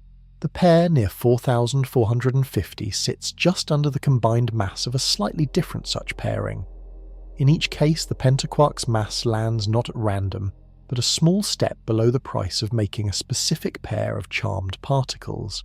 That alignment is too neat to ignore. Why would sitting just below a threshold point toward the molecule picture? Because that is exactly what a loosely bound molecule looks like. When 2 particles bind weakly to each other, the energy of their binding is small, and so the bound pair weighs just slightly less than the 2 free particles would weigh apart, lighter by exactly the small amount of binding energy. A loosely bound molecule of 2 charmed particles should therefore appear at a mass just below the threshold for making those 2 particles by a small margin. That is precisely the pattern the data show. The pentaquarks sit just under the relevant thresholds, like a pair of magnets whose stuck-together weight is a touch less than their weight held apart, the difference being the small energy of their bond. A compact ball, by contrast, has no special reason to land near any threshold. Its mass is set by how the strong force packs 5 quarks into one tight space, a calculation that has nothing to do with the cost of making some particular pair of separate particles. If the 3 states were compact balls, their masses sitting just below these specific thresholds would be a string of coincidences, and physicists distrust coincidences. The molecular picture turns those coincidences into expectations. It says, of course they sit just below threshold. That is what loosely bound pairs do. This is the single strongest piece of evidence in the whole debate, and it has tilted many physicists toward the molecular reading, at least for these particular states. The alignment between the measured masses and the nearby thresholds is striking, repeated across more than one state, and exactly what one model predicts and the other does not. It is not proof. A clever compact ball model can still be built to mimic the pattern, and nature may yet be doing something in between, with each pentaquark part compact ball and part molecule, the 2 pictures blended. But the threshold clue is real, and it points, more than anything else we have, toward 2 ordinary charmed particles holding loosely together. Either way, the deeper point is the one the title has been promising. Whether these are compact balls or loose molecules, they are colourless, they obey the strong force, and they exist. So it is time to face the title's claim head-on and ask in what sense such a particle was ever supposed to be impossible. The title says CERN found a heavy proton that should not exist, and now we can finally weigh that word should not. It is a fair question to ask in what sense a 5-quark particle was ever forbidden, because the honest answer is more interesting than a simple yes or no. The pentaquark was never truly against the deepest law. What it broke was a habit, a rule of thumb that had held so long it felt like law. Go back to the quark model and its 2 allowed shapes, 3 quarks for a baryon, a quark and an antiquark for a meson. That rule was enormously successful. Every particle in the old zoo fit one of the two shapes, and for decades nothing else turned up. It became natural to speak as if those were the only shapes matter could take, and many people learned it that way, two patterns and no others. In that frame of mind, a 5-quark particle simply should not be there. It was not one of the two shapes everyone had come to expect. But step down to the real foundation, the theory of the strong force, quantum chromodynamics, and the picture changes. That theory does not say only two shapes are allowed. It says only one thing is required, that any free particle be colourless, its colour charges balanced to white. The two familiar shapes are the two simplest ways to reach colourless, but they are not the only ways. 4 quarks and an antiquark can balance to white too, as we counted. The deep theory never forbade the pentaquark. It quietly permitted it all along. The prohibition was never in the law. It was in our shorthand. So why, if the theory allowed them, did pentaquarks take so long to show up, and why were they so easy to doubt? Partly because the strong force is fiendishly hard to calculate. The theory permits these states in principle, but working out whether a given 5-quark arrangement actually binds and at what mass is beyond pencil and paper. For a long time, nobody could say with confidence whether such states would form, how heavy they would be, or how to recognize one. Permitted in principle is not the same as known to exist, and the gap between the two is exactly where the hard work lives. There was also the matter of making them and seeing them. A pentaquark with a charm pair inside needs a great deal of energy to produce, and a very clean setting to recognize, since it appears only as a brief resonance buried in the debris of a decay. Without a machine that makes heavy quarks in floods, and a detector that reads their decays with extreme care, the states would stay hidden even though the theory allowed them. The pentaquark did not wait on a change in the law. It waited on a machine and a method good enough to catch it. This is why the word should not deserve its quotation marks. These particles never violated the strong force. They sit comfortably within it. What they violated was a simpler story we told ourselves, the tidy two-shape rule that was true as far as it went, but was never the whole of what nature permitted. The discovery did not overturn physics. It corrected a habit of speech, reminding everyone that the real rule was about colour all along, and that colour allows more shapes than the two we got used to. Seen that way, the heavy proton that should not exist is really a particle that always could have existed, finally caught in the act. And once one new shape is found, the natural question is whether it stands alone or belongs to a larger family of things the old rule had quietly hidden from view. The pentaquarks did not arrive into an empty field. They joined a small but growing collection of particles that, like them, refuse the two familiar shapes, and seeing them as a family rather than as oddities is the right way to hold them. These outliers have a name. Physicists call them exotic hadrons, where hadron is the umbrella word for any particle made of quarks bound by the strong force, and exotic marks the ones that go beyond the plain baryon and meson.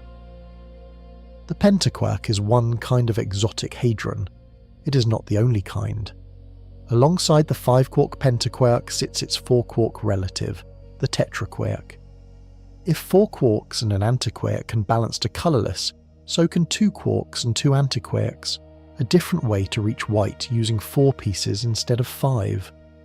A tetraquark is that object, a 4-quark exotic, and like the pentaquark it obeys the colour rule while breaking the two-shape habit. Tetraquarks and pentaquarks are cousins, the 4-piece and 5-piece members of the same broader idea, that nature can assemble colourless particles in more arrangements than the simple pair we started with. The most famous early member of this family arrived years before the pentaquarks, in 2003, the same year as the Theta-plus, but it survived where the Theta-plus did not.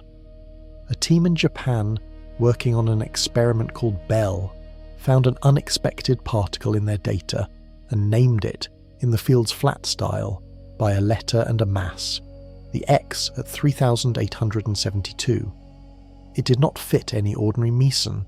Its mass sat suspiciously close to a threshold, just as the pentaquarks later would, and over the years it came to be seen as one of the first solid exotic hadrons, very likely a 4-quark state of some kind, perhaps itself a loosely bound molecule of two charmed particles. The X at 3872 was the opening act, the first widely accepted sign that the two-shape rule was not the whole story. Other exotic candidates followed over the years, found at laboratories in Japan, the United States, China, and at CERN, a slow accumulation of particles that each strained the old categories. Some were tetraquark candidates, some harder to classify, many sitting near thresholds in that same telling way. Then in 2015 came the pentaquarks, and the family had its 5-quark members at last. The field that had once been embarrassed by the Theta-plus now had a real and growing roster of exotic states, each one solid, each one beyond the simple rule. There was even a related milestone of a different sort. In 2017, LHCb found a baryon carrying two charm quarks at once, a particle with two of those heavy pieces inside a single 3-quark bundle. It was not exotic in the sense of breaking the two-shape rule, since it was still 3 quarks, but it was a first of its own kind, a doubly charmed baryon never before seen, and it showed the same talent of the machine for finding heavy, charm-laden particles that the older accelerators could not reach. It belongs in the story as a marker of how thoroughly the collider opened up the heavy quark world. Taken together, these finds reframe the pentaquark. It is not a lone freak. It is one entry in a catalogue of exotic hadrons that has been filling in for 2 decades, a catalogue that says the strong force builds a richer world than the textbook two-shape suggested. And the catalogue kept growing after 2019, because the pentaquarks themselves turned out to have a stranger relative, one carrying a quark we have mentioned but not yet folded into the story. The 3 pentaquarks found by 2019 all shared the same basic contents, the protons quarks plus a charm and an anti-charm. But the strong force, once it shows it can build a thing one way, tends to build variations on it, and the field went looking for pentaquarks with different ingredients. The most natural variation was to bring in the strange quark, the 3rd quark from the original model, the one whose odd behaviour had given it its name decades earlier. A pentaquark carrying strangeness would be a new branch of the family, and in the years after 2019, LHCb found signs of exactly that. Recall the decay that started everything, a lambda B breaking into a JP psi, a proton, and a kaon. The kaon, that 3rd particle, carries a strange quark inside it. In the original analysis, the kaon was paired with the proton to check for ordinary states, and paired indirectly while the JP psi and proton combination revealed the pentaquarks. But there is another pairing to examine, the JP psi together with the kaon, or the JP psi together with the whole strange side of the decay. Looking there opens the door to pentaquarks that include a strange quark among their 5 pieces. When physicists examined related decays and the right combinations, they found new structures, candidate pentaquarks carrying strangeness. One came from studying a cousin of the original decay, where the strange quark ends up inside the new state rather than carried away in a separate kaon. These strange pentaquarks have their own masses and their own labels in the field's plain style, and while some of them rest on signals not yet as overwhelming as the charm trio, they extend the family in a meaningful direction. The pentaquark is not a single accident with one fixed recipe. It is a pattern that nature repeats with different quarks slotted in. This widening matters because it tests the competing pictures. If pentaquarks are loosely bound molecules of charmed particles, then bringing in a strange quark should produce new molecules near new thresholds, the combined masses of strange and charmed pairs, and physicists can check whether the strange states sit just below those thresholds the way the charm trio did. If they are compact balls, the strange members should follow a different pattern, set by how the strong force packs the new mix of quarks. Each new member of the family is another data point in the same long argument, another chance for one picture to fit naturally and the other to strain. The strange pentaquarks also show how the collider's flood of data keeps the discoveries coming. These are not single dramatic announcements but a steady accumulation, new states emerging as more decays are gathered and more combinations are examined, each one filling in another corner of the family.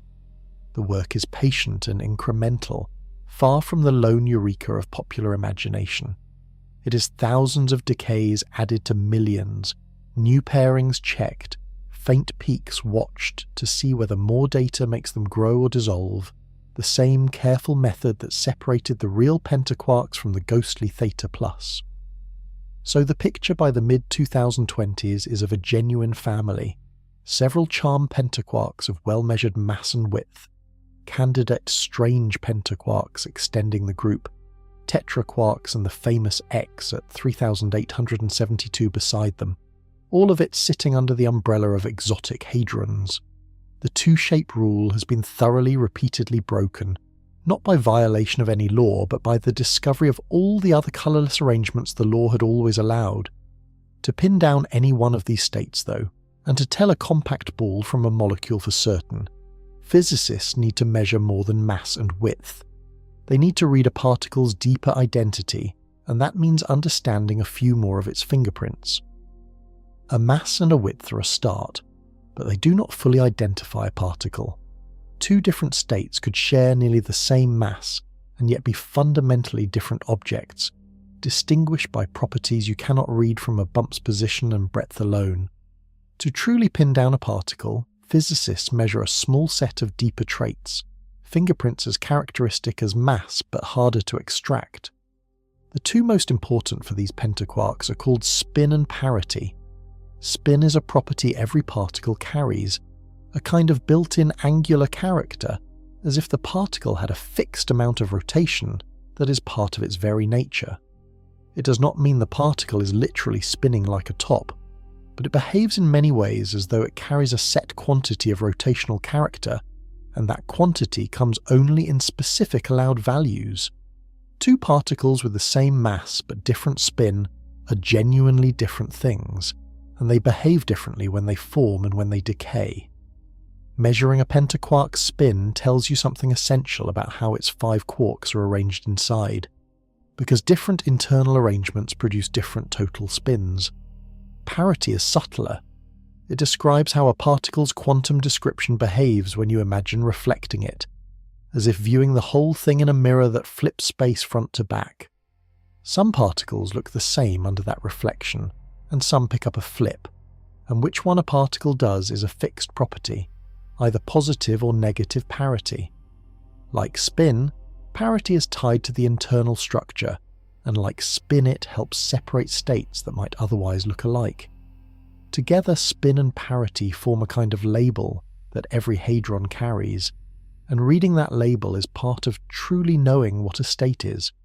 Here is why these fingerprints matter for the great debate. A compact ball of 5 quarks and a loosely bound molecule of 2 particles do not, in general, predict the same spin and parity for a given state.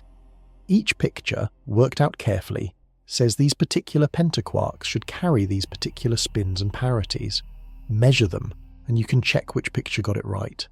The masses and the thresholds already lean toward the molecule.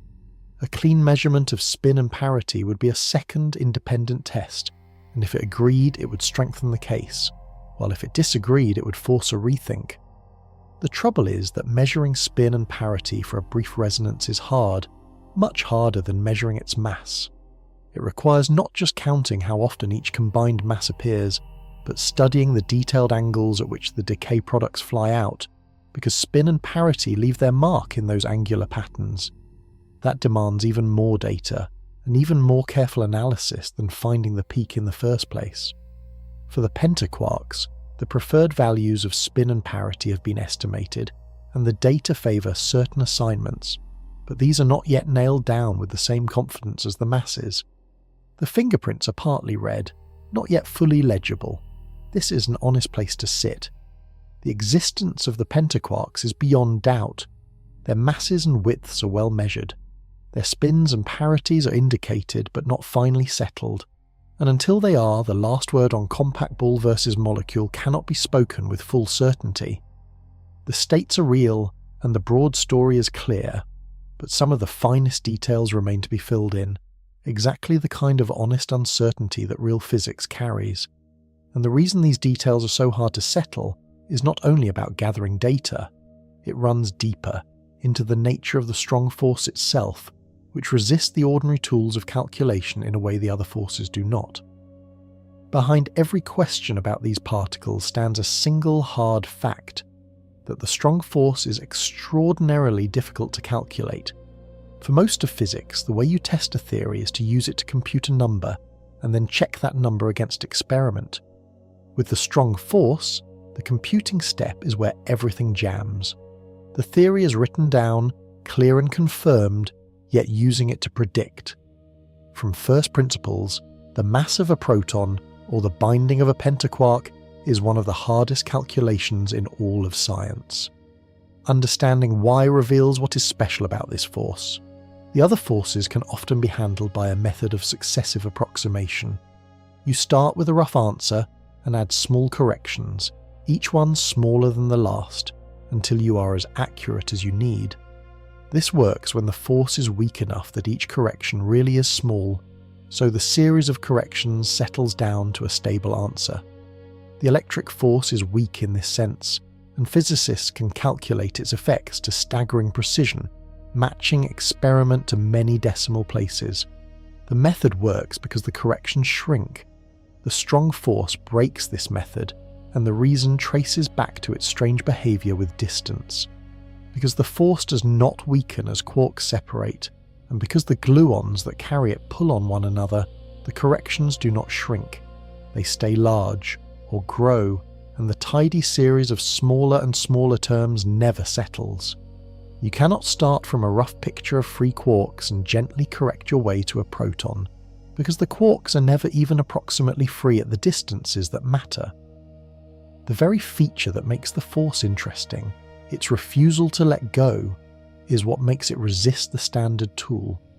So physicists reach for a wholly different method, one built for exactly this problem, called lattice quantum chromodynamics, or lattice QCD for short. The idea is to give up on pencil and paper formulas and instead solve the theory by brute computational force.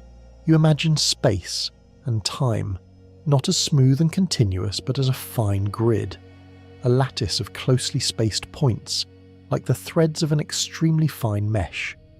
On that grid, the equations of the strong force become a vast but finite set of calculations, something a powerful enough computer can grind through. You place the quarks and gluons on the lattice and let the computer work out how the strong force arranges them. Lattice QCD is one of the triumphs of computational physics, and it has succeeded in genuinely hard cases. Starting from the bare theory, with no fudging, it can compute the mass of the proton and get an answer that agrees with the measured value, a remarkable confirmation that the strong force really is described by the theory we have.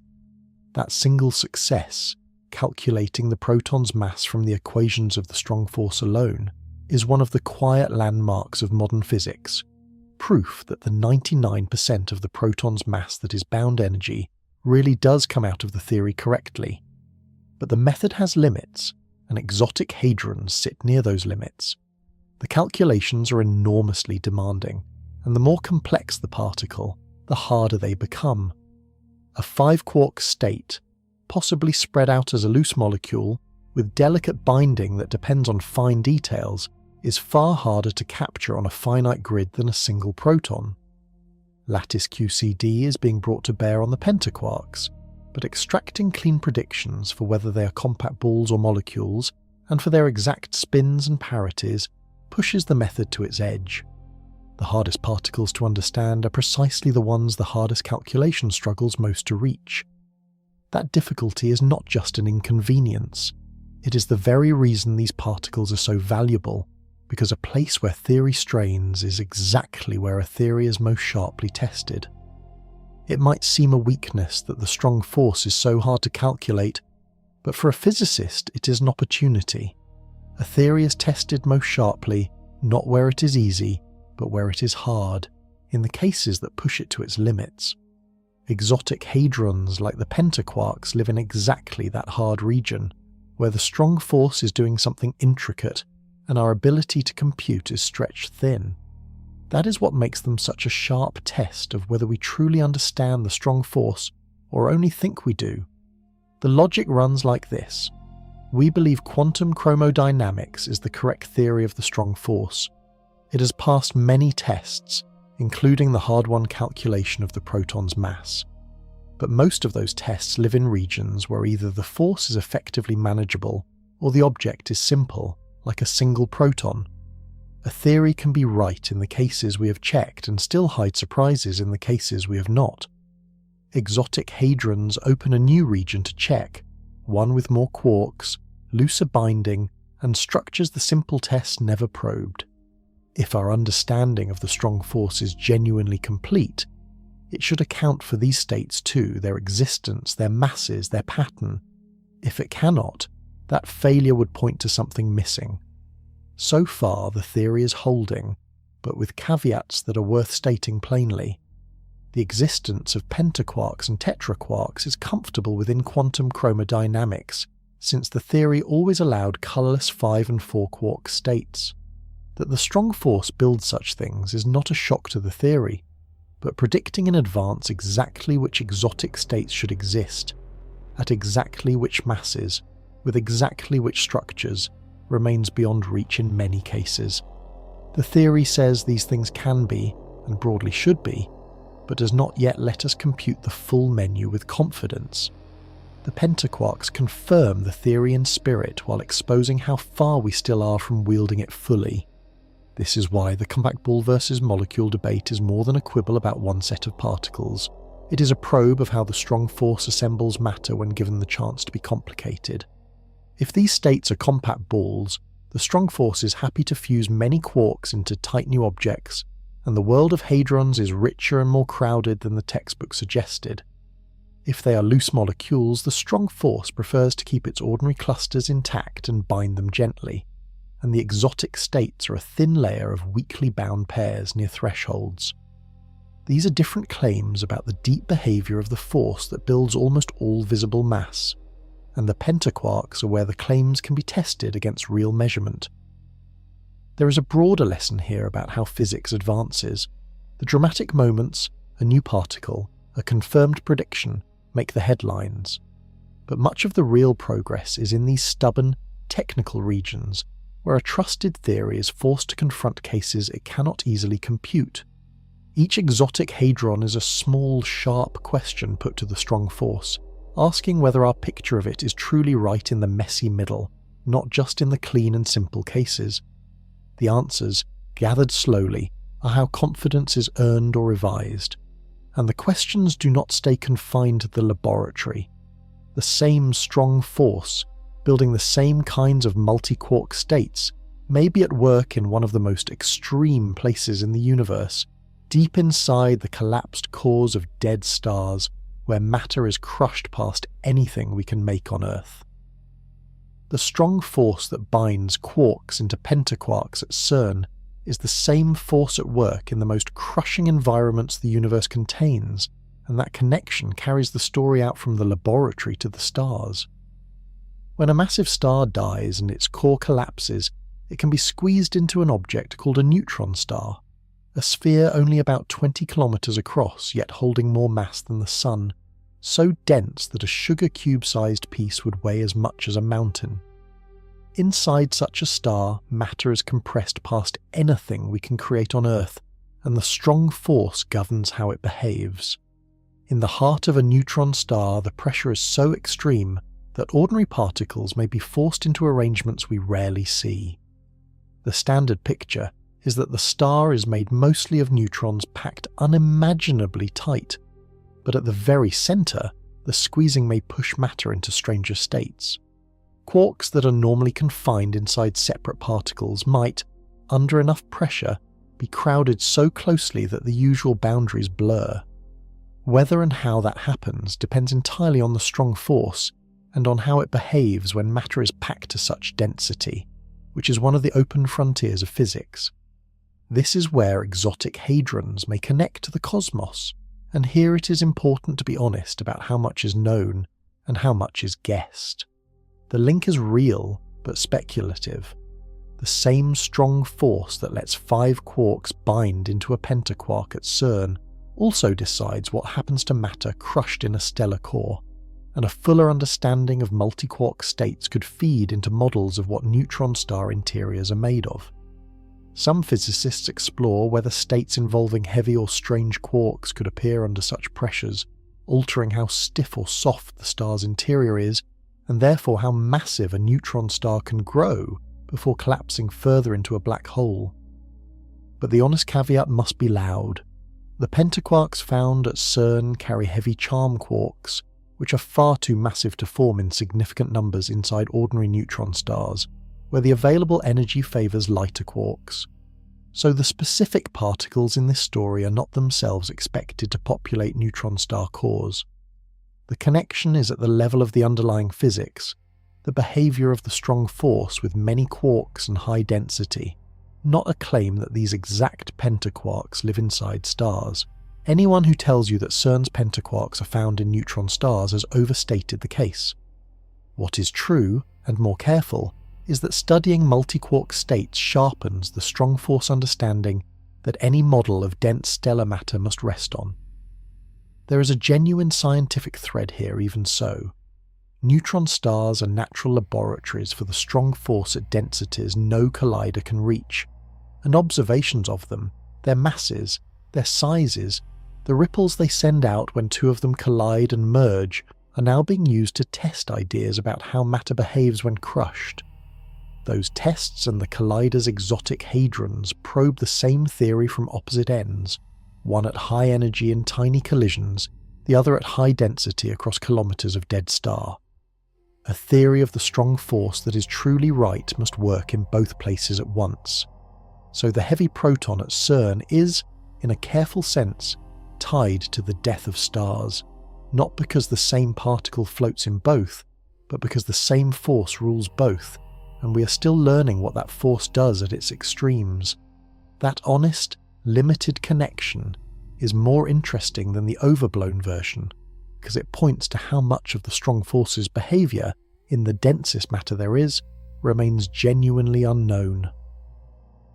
It is easy to talk about the discovery as if the detector found the pentaquarks on its own, but behind every peak in the data stands an enormous human effort, and that human scale deserves to be seen plainly. The LHCb experiment is run by a collaboration of well over 1,000 people, physicists, engineers, and students drawn from scores of institutions across many countries. No one person built the detector, no one person took the data, and no one person made the discovery. It is the work of a community, organised and patient, distributed across the world and across years. Consider what it takes just to make one measurement. The detector itself was designed and built over many years, its delicate inner tracker, its magnets, its particle identifying layers, each the work of specialised teams. The collider must be run and maintained by another small army. The flood of collision data must be filtered in real time, since only a tiny fraction of collisions can be recorded, and deciding which to keep is its own intricate task.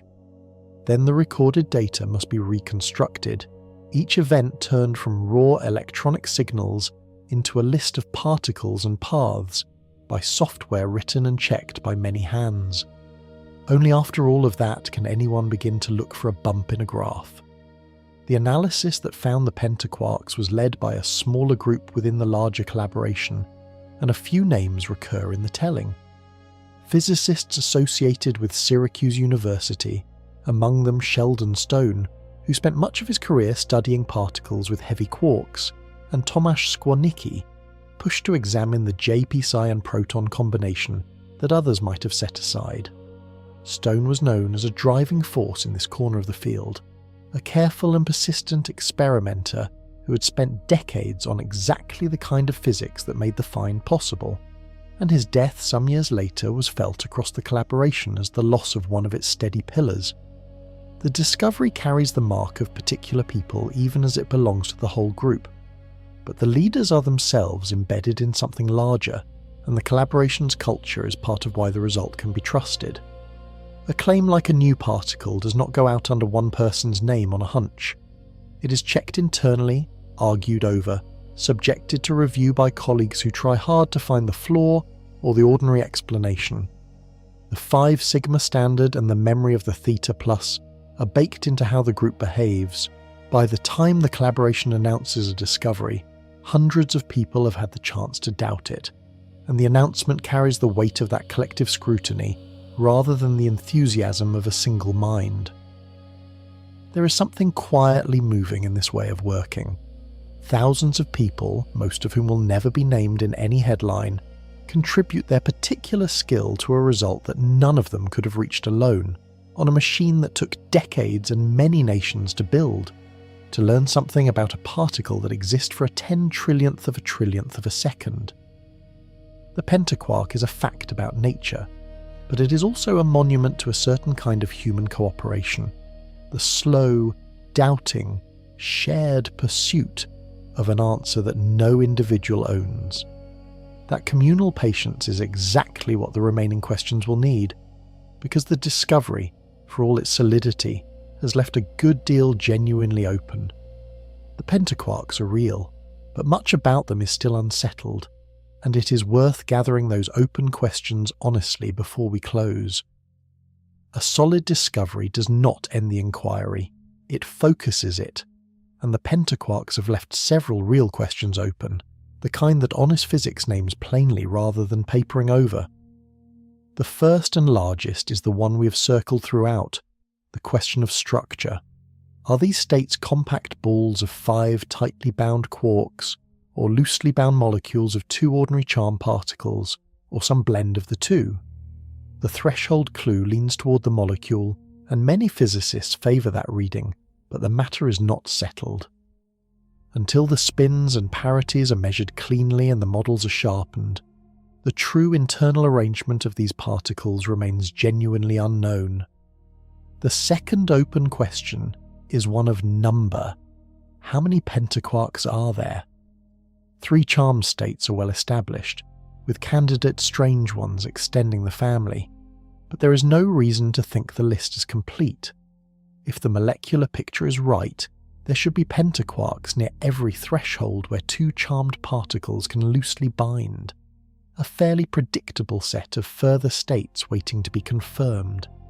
If the compact picture is right, a different spectrum should appear, counting the family, finding the missing members, and checking whether they fall where each picture predicts is a direct way to test the competing ideas, and that counting is still underway. A third question reaches toward lighter versions. The known pentaquarks all carry heavy charm quarks, which is partly why they were findable, since heavy quarks leave clear marks. But the strong force might also bind pentaquarks made only of lighter quarks, without any charm at all. Such states would be harder to see, more easily lost in the background, and their existence is uncertain. The original Theta-plus was a claim of exactly this kind, a light pentaquark, and it dissolved. Whether genuine light pentaquarks exist, hiding where they are hard to confirm, is an open and delicate question, shadowed by that earlier disappointment. There are finer questions layered under these. The exact masses and widths can always be measured more precisely. The spins and parities need to be pinned down. The way these states are produced, not just in lambda B decays but in other processes, can be studied to learn more about their nature. Each charmed and strange member of the family has its own properties to nail down. None of this is idle. Every measurement is another constraint that the theory of the strong force must satisfy, another place where our picture is checked against what nature actually does. It is worth saying clearly that none of these open questions threatens the core result. The pentaquarks exist. That is as solid as almost anything in the field, resting on signals far past the strict discovery standard, in clean data cross-checked by a doubting collaboration. The open questions are about details and depths, the structure, the count, the lighter cousins, not about whether the particles are real. This is the normal condition of a healthy discovery, a firm central fact surrounded by a ring of sharp, answerable questions that will occupy physicists for years. That ring of questions is not a flaw in the story, but the proof that it is alive. A finished discovery that answered everything would be a dead end. The pentaquarks instead opened a door, confirming that the strong force builds more shapes than we long assumed, and handing physicists a fresh set of objects to probe the force with. The honest state of things is a real new family of particles, broadly understood and precisely measured in some ways, still genuinely mysterious in others. With the open questions laid out, we can return at last to the title's strange word and answer it as plainly as the physics allows. So we come back to the claim we started with, that CERN found a heavy proton that should not exist, and we can now answer it in the simplest honest words. The pentaquark is real, it is heavier than 4 protons, and it carries the proton's own quarks inside it. But it never truly should not have existed. The deepest theory of the strong force allowed it all along. What it defied was only an old habit of thought, the tidy rule that matter comes in just 2 shapes, and that habit was always a simplification, never the full law. The full law is about colour, the hidden charge that quarks carry, and that must always balance to white before a particle can exist on its own. 3 quarks can balance to white, and that is a baryon like the proton. A quark and an antiquark can balance to white, and that is a meson. But 4 quarks and an antiquark can balance to white too, and that is a pentaquark, just as allowed, just as colourless, just as legitimate a way for the strong force to build a particle. The pentaquark was hiding in plain sight inside the theory, permitted from the beginning, waiting only for a machine powerful enough to make it and a detector careful enough to see it. That is the resolution of should not exist. The phrase belongs to our expectations, not to nature's rules. For decades, the 2 shapes were all anyone saw, and it became second nature to treat them as the only shapes possible. The pentaquark and its tetraquark cousins, and the whole growing family of exotic hadrons, corrected that expectation.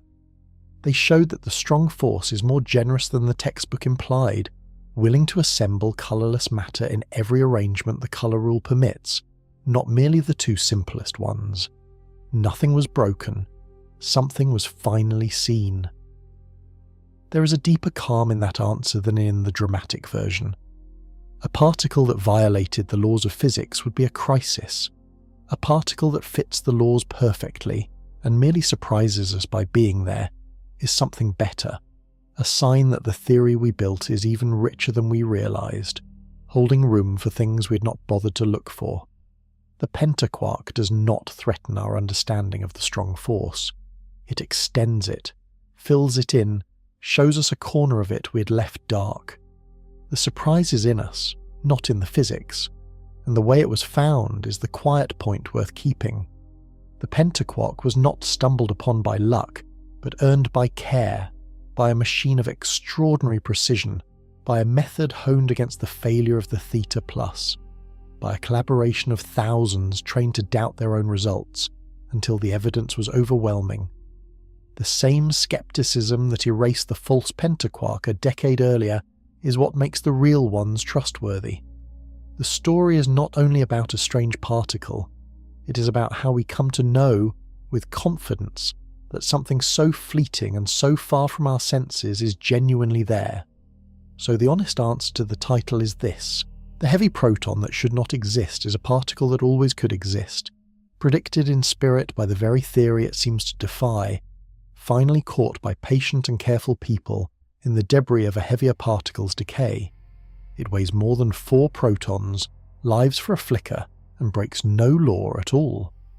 It only broke the smallest story we had told ourselves about what matter is allowed to be, which brings the whole journey back to where it began, to the ordinary proton, the steady core of every atom, the particle you've been carrying in your own hand this entire time. Return, for a last time, to your hand. Inside it are atoms, and inside each atom is a nucleus, and inside that nucleus are protons, the same steady particles we set out to understand. You now know they are not the simple marbles they seem. Each proton is a knot of 3 quarks bound by the strong force, most of its weight not matter at all, but the bottled energy of that force holding its restless pieces together. The solidity you feel when you press your hand against something is, at the deepest level, the refusal of those bound quarks to be pushed into each other. The strong force standing firm in every atom of you. And now you know something stranger still. That proton, the one in your fingertip, has a heavy and fleeting relative, a particle that takes the proton's own 3 quarks and binds to them, a heavy charm quark and its anti-charm twin, making a thing nearly 5 times the proton's mass that lives for the briefest flicker before dissolving. It does not float inside you. It appears only in the violent decay of heavier particles deep in a detector built across 2 countries. But it is made, in part, of exactly what you are made of, the proton's quarks, arranged in a way nature always allowed and we only lately learned to see. This is the quiet reward of following an idea all the way down. We began with the most ordinary thing imaginable, the proton, the bookkeeper of matter, the particle that decides hydrogen from carbon from gold. We opened it and found 3 quarks. We found the strong force that binds them and learned that this force allows more shapes of matter than we long believed. We followed that permission to its surprising end and found a pentaquark, heavier than 4 protons, sitting comfortably inside the same theory that builds the proton itself. The strange particle and the familiar one are not separate stories. They are the same story, the story of the strong force and all it is willing to build. There is something steadying in that. The universe is not a pile of unrelated facts, but a deep order, a small set of rules playing out in endless variations. The same force that holds your atoms together also assembled, for an instant in a machine near Geneva, a particle no human had ever seen. The same colour rule that makes a proton makes a pentaquark. When we find something that seems impossible and look closely, again and again, it turns out to be the familiar rules reaching a little further than we expected, into territory that was always theirs. You're made of protons that are older than the sun, knots of quarks and strong force energy that have held steady since the universe was minutes old. Those same protons, in a rare and violent moment, can take on a heavy disguise and become something that weighs as much as a small cluster of themselves and then let it go. That such a thing is possible, and that creatures made of the ordinary version can build a machine to glimpse the extraordinary one and understand what they're seeing, is the real wonder here. Not that the universe is strange, though it is, but that it is lawful all the way down, and that we can follow those laws into places our senses will never reach. The proton in your hand will likely outlast the Earth. The pentaquark that shares its quarks lived for a flicker and is gone. Both are written in the same patient grammar of the strong force, the grammar you have just spent 2 hours learning to read. The next time you press your hand against something solid, you can know what is holding firm beneath your fingers and how much more those same rules are quietly capable of building.